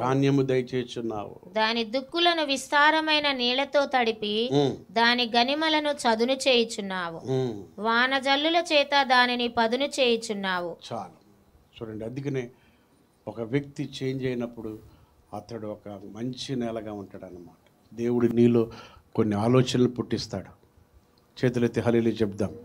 ఓకే, ఆఖరిగా మరి ఏలియాకి ఏం చెప్పాడంటే 450 మందిని చంపేయమన్నాడు. ఉంది అక్కడ చూడండి, 40 వచ్చిన ఎన్ని వచ్చిన 40 వచ్చిన చదవమ్మా. అప్పుడు ఏలియా ఒకనినైనా తప్పించుకొని పోనీయక బయలు ప్రవక్తలను పట్టుకుని వాళ్ళు ఇంకా ఉండకూడదు. ఇప్పటికే ఏం చేశారు? మనుషులకి 2 తలంపులు పాడు చేశారు కదా. ఇక వాళ్ళని ఏం చేయకూడదు? మాట్లాడతారేమ్మా. ఏదో పుచ్చిపోయిన పన్ను ఉంటే ఏమవుద్ది అమ్మా? అందుకని పుచ్చి పన్ను ఏం చేస్తారు? తీసేయాలి. తీయలేదనుకో మొత్తం పుచ్చిపోద్ది. అప్పుడు ఏమన్నాడంటే దీన్ని ఏం చేయమన్నా, వీళ్ళని 450 మందిని ఏం చేయమన్నాడు? చదవమ్మా. ఒకరినైనా తప్పించుకొని ఒక్కరిని కూడా తప్పించుకోకూడదు. బయలు ప్రవక్తలను పట్టుకొనుడని వారికి సెలవీయగా జనులు వారిని పట్టుకొనిరి. ఏలియా కీషోను వాగు దగ్గరకు వారిని కొనిపోయి అక్కడ వారిని వధించెను. పిమ్మట ఏలియా విస్తారమైన వర్షము వచ్చినట్లుగా ధ్వని పుట్టుచున్నది, నీవు పోయి భోజనము చెయ్యమని ఆహాబుతో చెప్పగా ఆహాబు భోజనము చేయబోయెను గాని ఏలియా కర్మెలు పర్వతం మీదకి పోయి నేల మీద పడి ముఖము మోకాళ్ళ మధ్య ఉంచుకొనెను. తరువాత అతడు తన దాసుని పిలిచి, నీవు పైకి పోయి సముద్రం వైపు చూడమనగా వాడు మెరక ఎక్కి పారజూచి ఏమీ కనబడలేదనగా అతడు ఇంకా 7 మారులు పోయి చూడమని చెప్పాను. 7వ మారు అతడు చూచి అదిగో మనిషి చెయ్యి అంత చిన్న మేఘము సముద్రము నుండి పైకి ఎక్కుచున్నదనెను. అప్పుడు ఏలియా నీవు ఆహాబు దగ్గరికి పోయి నీవు వెళ్లకుండా వర్షము నిన్ను ఆపకుండునట్లు నీ రథమును సిద్ధపరచుకొని పొమ్మని చెప్పుమని వానిని పంపెను. అంతలో ఆకాశము మేఘములతోనూ గాలివానతోనూ కారు కమ్మెను. మోపైన వాన కురిసెను గనుక ఆహాబు రథమెక్కి యెజ్రెయేలునకు వెళ్లిపోయెను. యెహోవా హస్తము ఏలియాను బలపరచగా అతడు నడుము బిగించుకొని ఆహాబు కంటే ముందుగా పరిగెత్తుకొని పోయి. చూడండి, పరిగెత్తాడు. ఆయన రథం మీద వెళ్ళినా ఈయన పరిగెత్తుకున్నాడు. ఎవరు ముందు వెళ్ళాలి? ఆహాబే ముందు వెళ్ళాలి. కానీ ఎవరు ముందు వెళ్ళారంటే ఏలియా ముందుకు వెళ్ళాడు. అందుకని ఏలియాది పరుగు. అందుకని క్రిస్టియన్స్ది లింపింగ్ కాదు. ఇప్పుడు ఏంటి? ఇదిగో నేను పౌలు ఏమంటాడు? నేను పరిగెత్తుచున్నాను అంటాడు కదా. ఇక్కడ నా పరుగును తుదముట్టిస్తానంటాడు. సో ఇప్పుడు మనదేంటి? పరుగా, లేకపోతే నెమ్మదిగా నడవడమా, లేకపోతే కుంటిగా నడవడమా? ఆదివారం చర్చికి ఎలా రావాలి? హలో చెప్పండి. ఆమె పరిగెత్తుకురా. మన లైఫ్ ఏంటి? మన లైఫే రన్నింగ్. పరుగు అంటే పరిగెత్తుకుని వచ్చేయాలి. ప్రతి దానికి పరుగుని ఉండాలి. పరిగెత్తుతున్నామంటే మన కాళ్ళు ఎలా ఉన్నట్టు? లేడీ కాళ్ళుగా ఉన్నాయన్నమాట. Running race, run. చూడండి, పరిగెత్తుకుని అహాబుకని ముందుకెళ్ళిపోయాడు. దేవునికి స్తోత్రం. చేతులెత్తి హల్లెలూయా చెప్దాం గట్టిగా. హల్లెలూయా. సో అక్కడ నాకు ఇంకొక పాయింట్ ఏంటంటే, అందరిని చంపేయమన్నాడు కదా. సో బయలు దేవతల్లో పూజించే అందరిని ఏం చేయమన్నాడంటే, సో దీనికి పౌలు ఒక రిఫరెన్స్ ఇచ్చాడు. చూడండి, 1 కొరింథీయులకు రాసిన పత్రిక 5వ అధ్యాయం 12-13 ఒకసారి చూడండి. త్వరగా అయిపోద్ది 2 నిమిషాలు. ఓకే, ఇది చాలా పెద్ద సబ్జెక్ట్. 1 కొరింథీ 5:12-13 చూడండి అమ్మా ఒకసారి. వెలుపటి వారికి తీర్పు తీర్చుట నాకేలా, వెలుపలి వారికి దేవుడే తీర్పు తీర్చును గాని మీరు లోపటి వారికి తీర్పు తీర్చువారు గనుక. మీరెవరు? లోపల ఉన్న వారికి 2 ఒపీనియన్స్ ఉండకూడదు. లోపల అంటే ఎవరు? సంఘంలో ఉన్నవారు. హల్లెలూయా. సో వెలుపటి వారికి ఎవరు తీర్పు తీరుస్తాడు? దేవుడే తీర్పు తీరుస్తాడు. కానీ లోపల ఉన్న వారికి మాత్రము మనం అన్నమాట. మనము అటు ఇటు ఉండకూడదు. అటు ఇటు ఉంటే ఏం చేయాలంటాడు చూడండి. మీరు లోపటి వారికి తీర్పు తీర్చువారు గనుక ఆ దుర్మార్గుని మీలో నుండి వెలివేయుడి. అక్కడ ఏం చేయమన్నాడు? బయలు చంపేమన్నాడు. ఒక రకంగా చెప్పాలంటే ఎక్స్క్యూషన్ అంటే చంపటి నుండి అంటే ఎక్స్కమ్యూనికేషన్ అంటారు. సో అలాగుంటే అతన్ని ఏం చేయమన్నారంటే వెలివేసేయమన్నాడు. చూసారు పౌలు ఎంత ఇదిగా ఉంటాడు. చేతులైతే హల్లెలూయా చెప్పాడు. హల్లెలూయా. సో చూడండి, అందుకనే దేవుడికి పాపి అంటే ఇష్టం, కానీ అతడు చేస్తున్న పాపం అంటే ఇష్టం ఉండదు అన్నమాట. సో ఈ రీతిగా అందరిని చంపేశాడు ఏలియా. చంపిన తర్వాత అతనిలో మళ్ళీ ఏమొచ్చిందంటే అతిశయం వచ్చింది.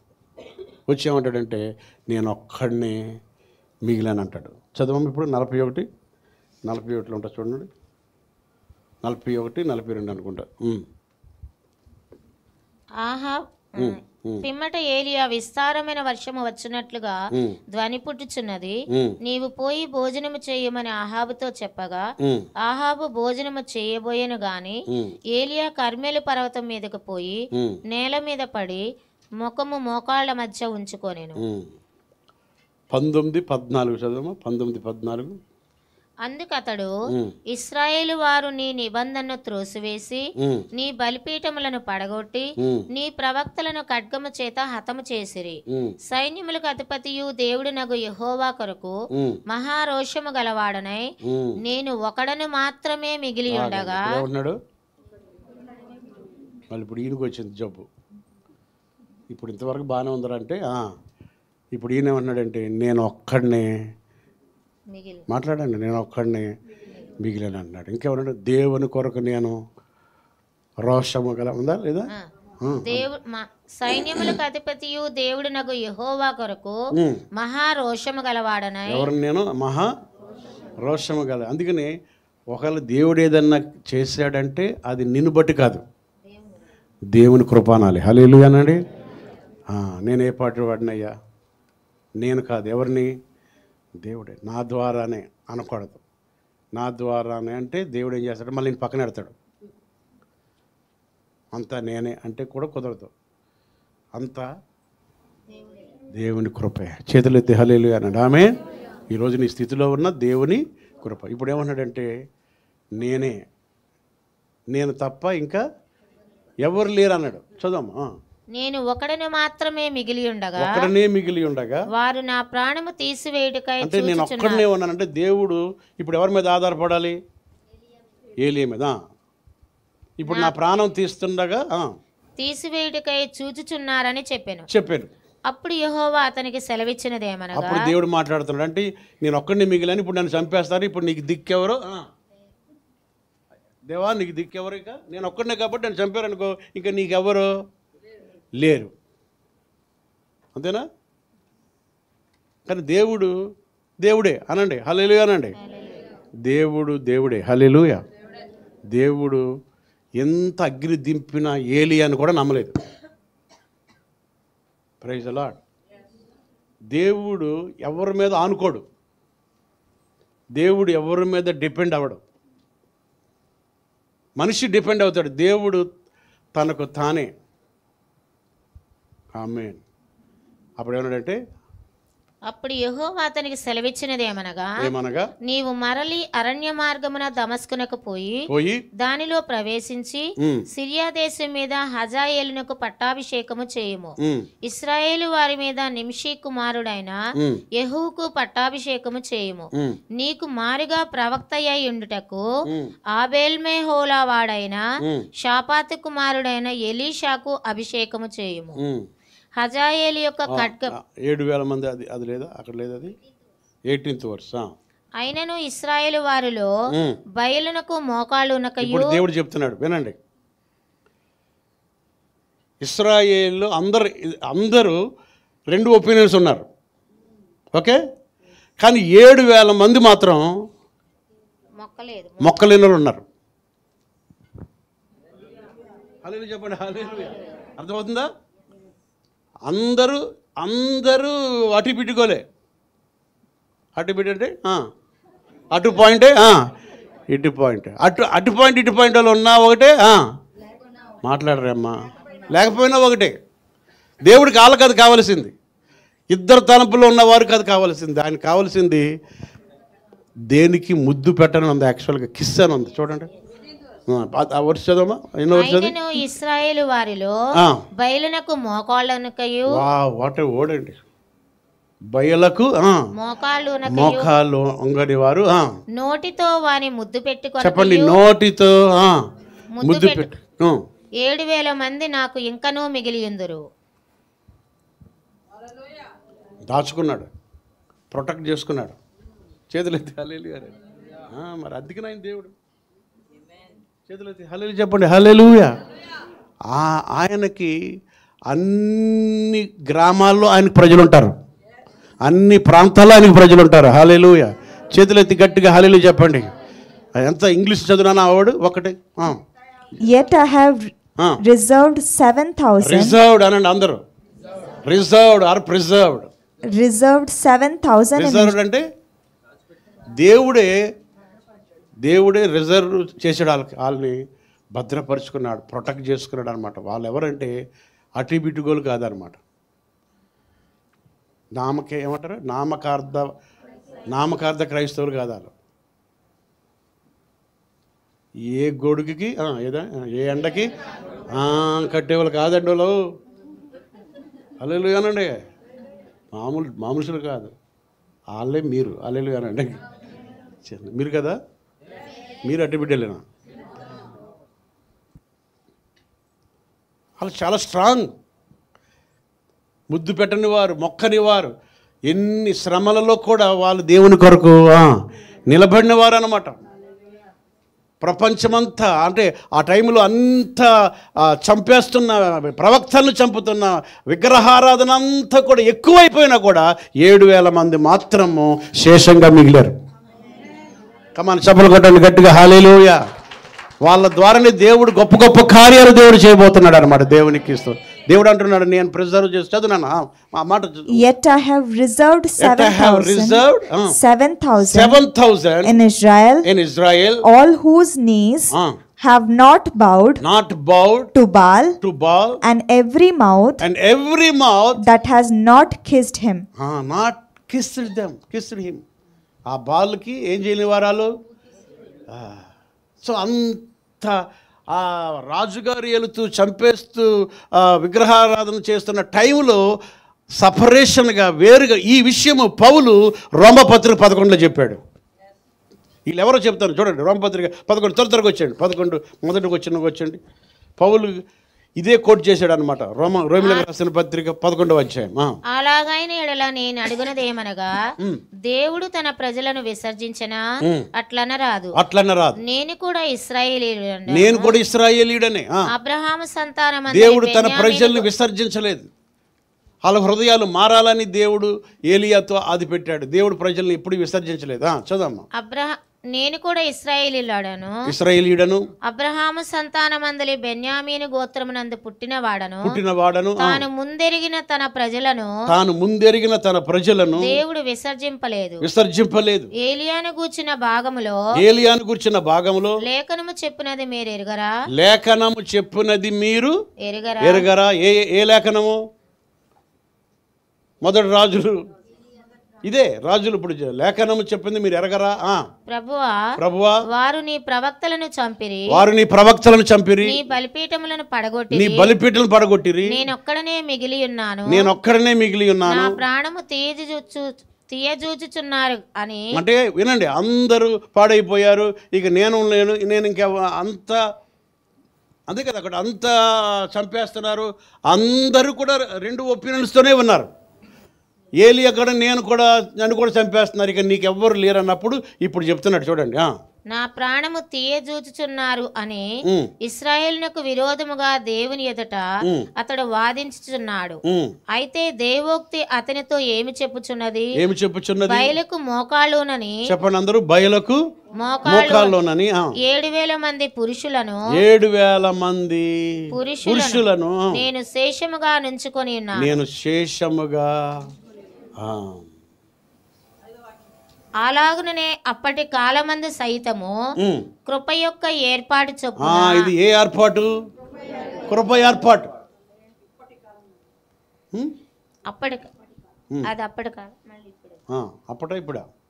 అప్పుడు ఇప్పటి కూడా చదువు.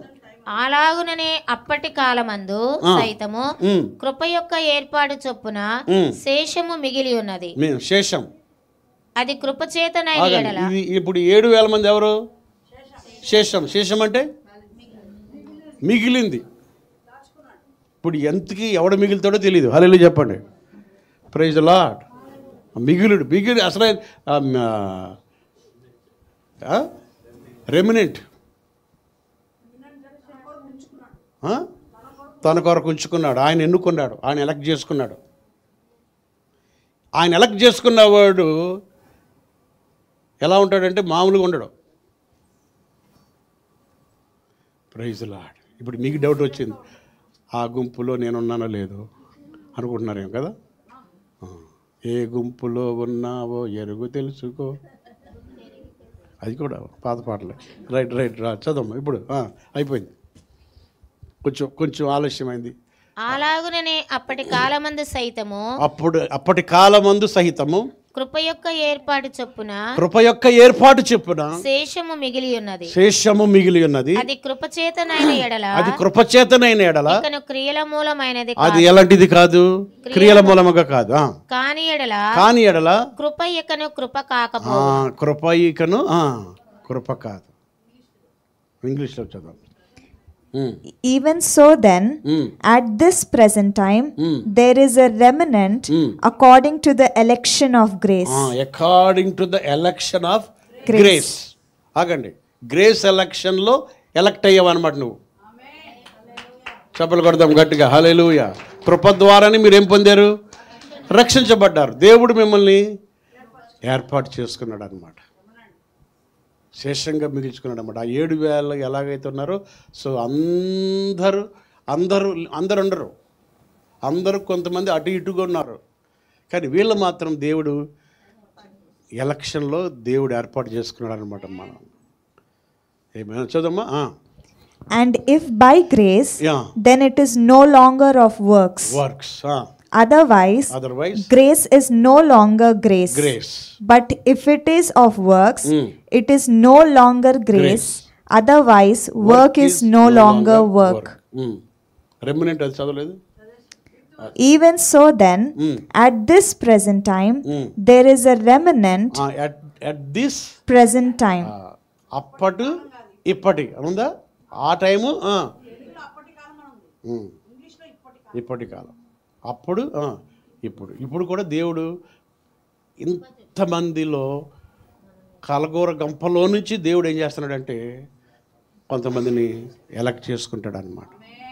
వాళ్ళు ఎవరంటే 2 అభిప్రాయాలు ఉండేవారు కాదు. ఈ 7,000 మంది మాత్రం 2 అభిప్రాయాలు లేరు, ఒకటే అభిప్రాయం, నా దేవుడు యేసయ్య. చెప్పండి అందరూ, హల్లెలూయా హల్లెలూయా. నా దేవుడు ఎవరు? యేసయ్య. నేను ఆయన కొరకే జీవిస్తాను, ఆయన చాలు అన్నటువంటి వారు అన్నమాట. దేవునికి స్తోత్రం. ఇది చదువుతున్నప్పుడు ఒక పాట నాకు గుర్తుకొచ్చింది. ఏం పాట అంటే అది ఇంగ్లీష్ పాట. అది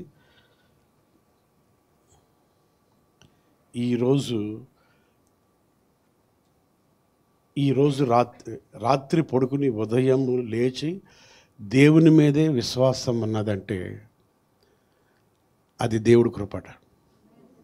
రాత్రి పడుకుని ఉదయము నీ ఫెయిత్ లేదంటే, దేవుని మీద నీ ఫెయిత్ లేకుండా ఉన్నదంటే అది అంత ఘోరం. ఈ రాత్రి పడుకుని ఉదయం లేచి ఇంకా నీవు బిలీవర్గానే ఉన్నావంటే, అంటే 20-30 సంవత్సరాల నుంచి ఇంకా బిలీవర్గా దేవుని నమ్మిన వారిగా ఉన్నామంటే అది దేవుడు నిన్ను పట్టుకున్న విధానం అంటండి. హల్లెలూయా చెప్పండి, హల్లెలూయా. యాక్చువల్గా దేవుడిని నువ్వెన్నుకోలేదంట, దేవుడే నిన్ను ఎన్నుకున్నాడు. కాబట్టి ఈ రోజున బిలీవర్గా ఉన్నావంట. ఆమేన్.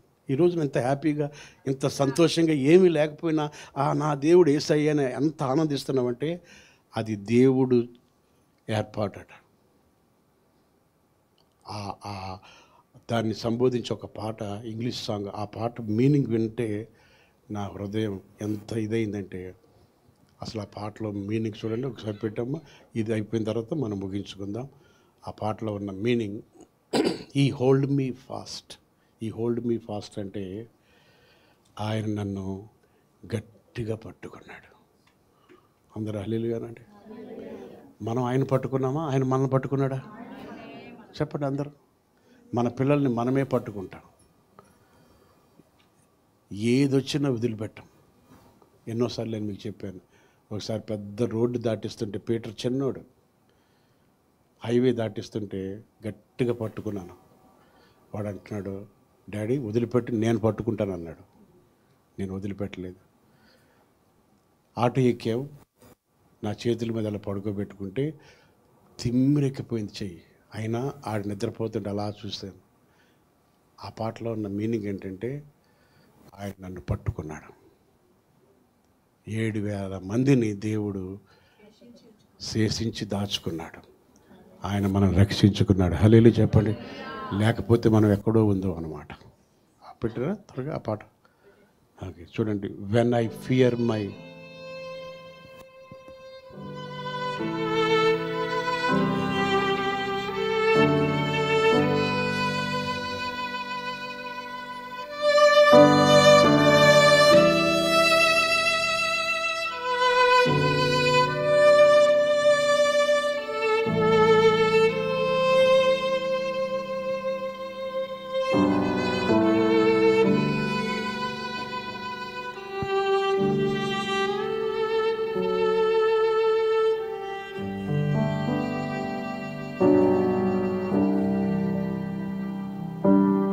When I fear my faith will fail, Christ will hold me fast. When the tempter would prevail, He will hold me fast. I could never keep my hope through life's fearful path, for my love is often cold. He must hold me fast. He will hold me fast. He will hold me fast. For my Savior loves me so. He will hold me fast.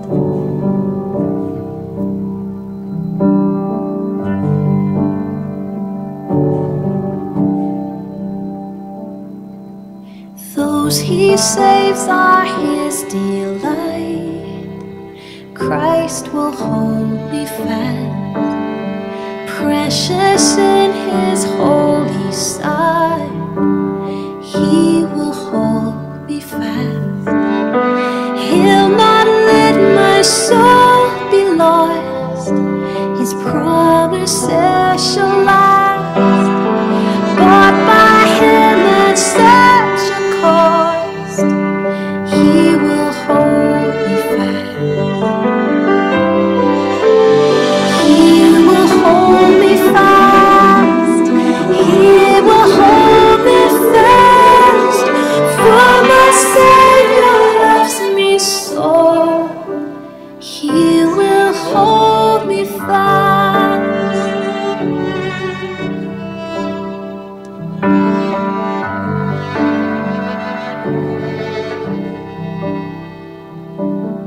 For my life He bled and died. Christ will hold me fast. Justice has been satisfied. He will hold me fast. Raised with Him to endless life, He will hold me fast. Till thy faith is turned to sight, when He comes at last, He will hold me fast.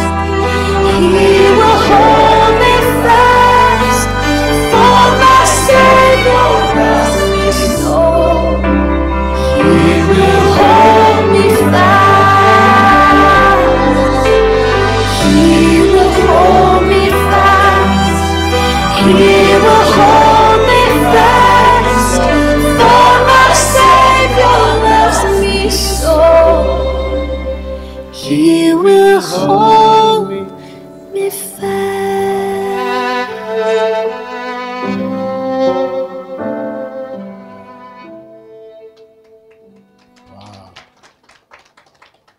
దీని తెలుగులో నేను భయపడినప్పుడు నా విశ్వాసము విఫలమవుతుంది, క్రీస్తు నన్ను గట్టిగా పట్టుకుంటాడు. హల్లెలూయా డాబే. అందరిలో కొట్టుకొనివ్వడు అనమాట. నా అరచేతుల నుండి ఎవరు అపహరింపనివ్వడు అనమాట. ఈ రోజున ఇంకా ఫెయిత్లో ఉన్నామంటే ఆయన్ని పట్టుకున్నాడు. ఆమేన్. అతడు నన్ను గట్టిగా పట్టుకుంటాడు. నేను నా పట్టుని ఎప్పుడు ఉంచుకోలేకపోయాను. జీవితం యొక్క భయంకరమైన మార్గం ద్వారా నా ప్రేమను తరచుగా చల్లగా ఉంటుంది. అతడు నన్ను గట్టిగా పట్టుకోవాలి. అతడు నన్ను గట్టిగా పట్టుకుంటాడు. అతడు నన్ను గట్టిగా పట్టుకుంటాడు. ఎందుకంటే నా రక్షకుడు నన్ను అలా ప్రేమిస్తున్నాడు. హల్లెలూయా చెప్పండి. హల్లెలూయా. సో ఇక్కడి నుంచి మీరు వెళ్ళేటప్పుడు పాస్టర్ గారి ప్రసంగం ఎంత గొప్పగా ఉంది కాదు, ఎంతగా ఆయన నిన్ను ప్రేమిస్తున్నాడు అంతే. హల్లెలూయా చెప్పండి. హల్లెలూయా. ఎంత చక్కని మాటలండి. అతడు నన్ను గట్టిగా పట్టుకుంటాడు. అతను నన్ను రక్షించేవారు, అతని ఆనందము క్రీస్తు నన్ను గట్టిగా పట్టుకుంటాడు. అతని పవిత్ర దృష్టిలో విలువైనది. అతడు నన్ను గట్టిగా పట్టుకుంటాడు. అతడు నా ఆత్మను కోల్పోనివాడు, నన్ను పడిపోనివాడు. ఆయన వాగ్దానాలు నిలిచి ఉంటాయి. అతన్ని ఖర్చు పెట్టి ఆయన కొన్నారు. అతను నన్ను గట్టిగా పట్టుకుంటాడు. అతడు నన్ను గట్టిగా పట్టుకుంటాడు. అతడు నన్ను గట్టిగా పట్టుకుంటాడు. ఎందుకంటే నా రక్షకుడు నన్ను అలా ప్రేమిస్తున్నాడు. అతడు నన్ను గట్టిగా పట్టుకుంటాడు. అనందరూ నన్ను గట్టిగా పట్టుకుంటాడు. ఆమేన్. నా జీవితం కోసం అతను రక్తస్రావం మరియు మరణించాడు. క్రీస్తు నన్ను గట్టిగా పట్టుకుంటాడు. న్యాయము సంతృప్తి చెందింది. అతను నన్ను గట్టిగా పట్టుకుంటాడు. అంతులేని జీవితానికి అతనితో పెరిగాడు. అతను నన్ను గట్టిగా పట్టుకుంటాడు. మా విశ్వాసం దృష్టికి వచ్చే వరకు అతని చివరి వచ్చినప్పుడు అతను నన్ను గట్టిగా పట్టుకుంటాడు. అతను నన్ను గట్టిగా పట్టుకుంటాడు. ఎందుకంటే నా రక్షకుడు నన్ను అలా ప్రేమిస్తున్నాడు. ఎందుకంటే నా రక్షకుడు నన్ను అలా ప్రేమిస్తున్నాడు. అతడు నన్ను గట్టిగా పట్టుకున్నాడు. ఆమేన్. కళ్ళు మూసుకొని ప్రార్థన చేసుకుందాం.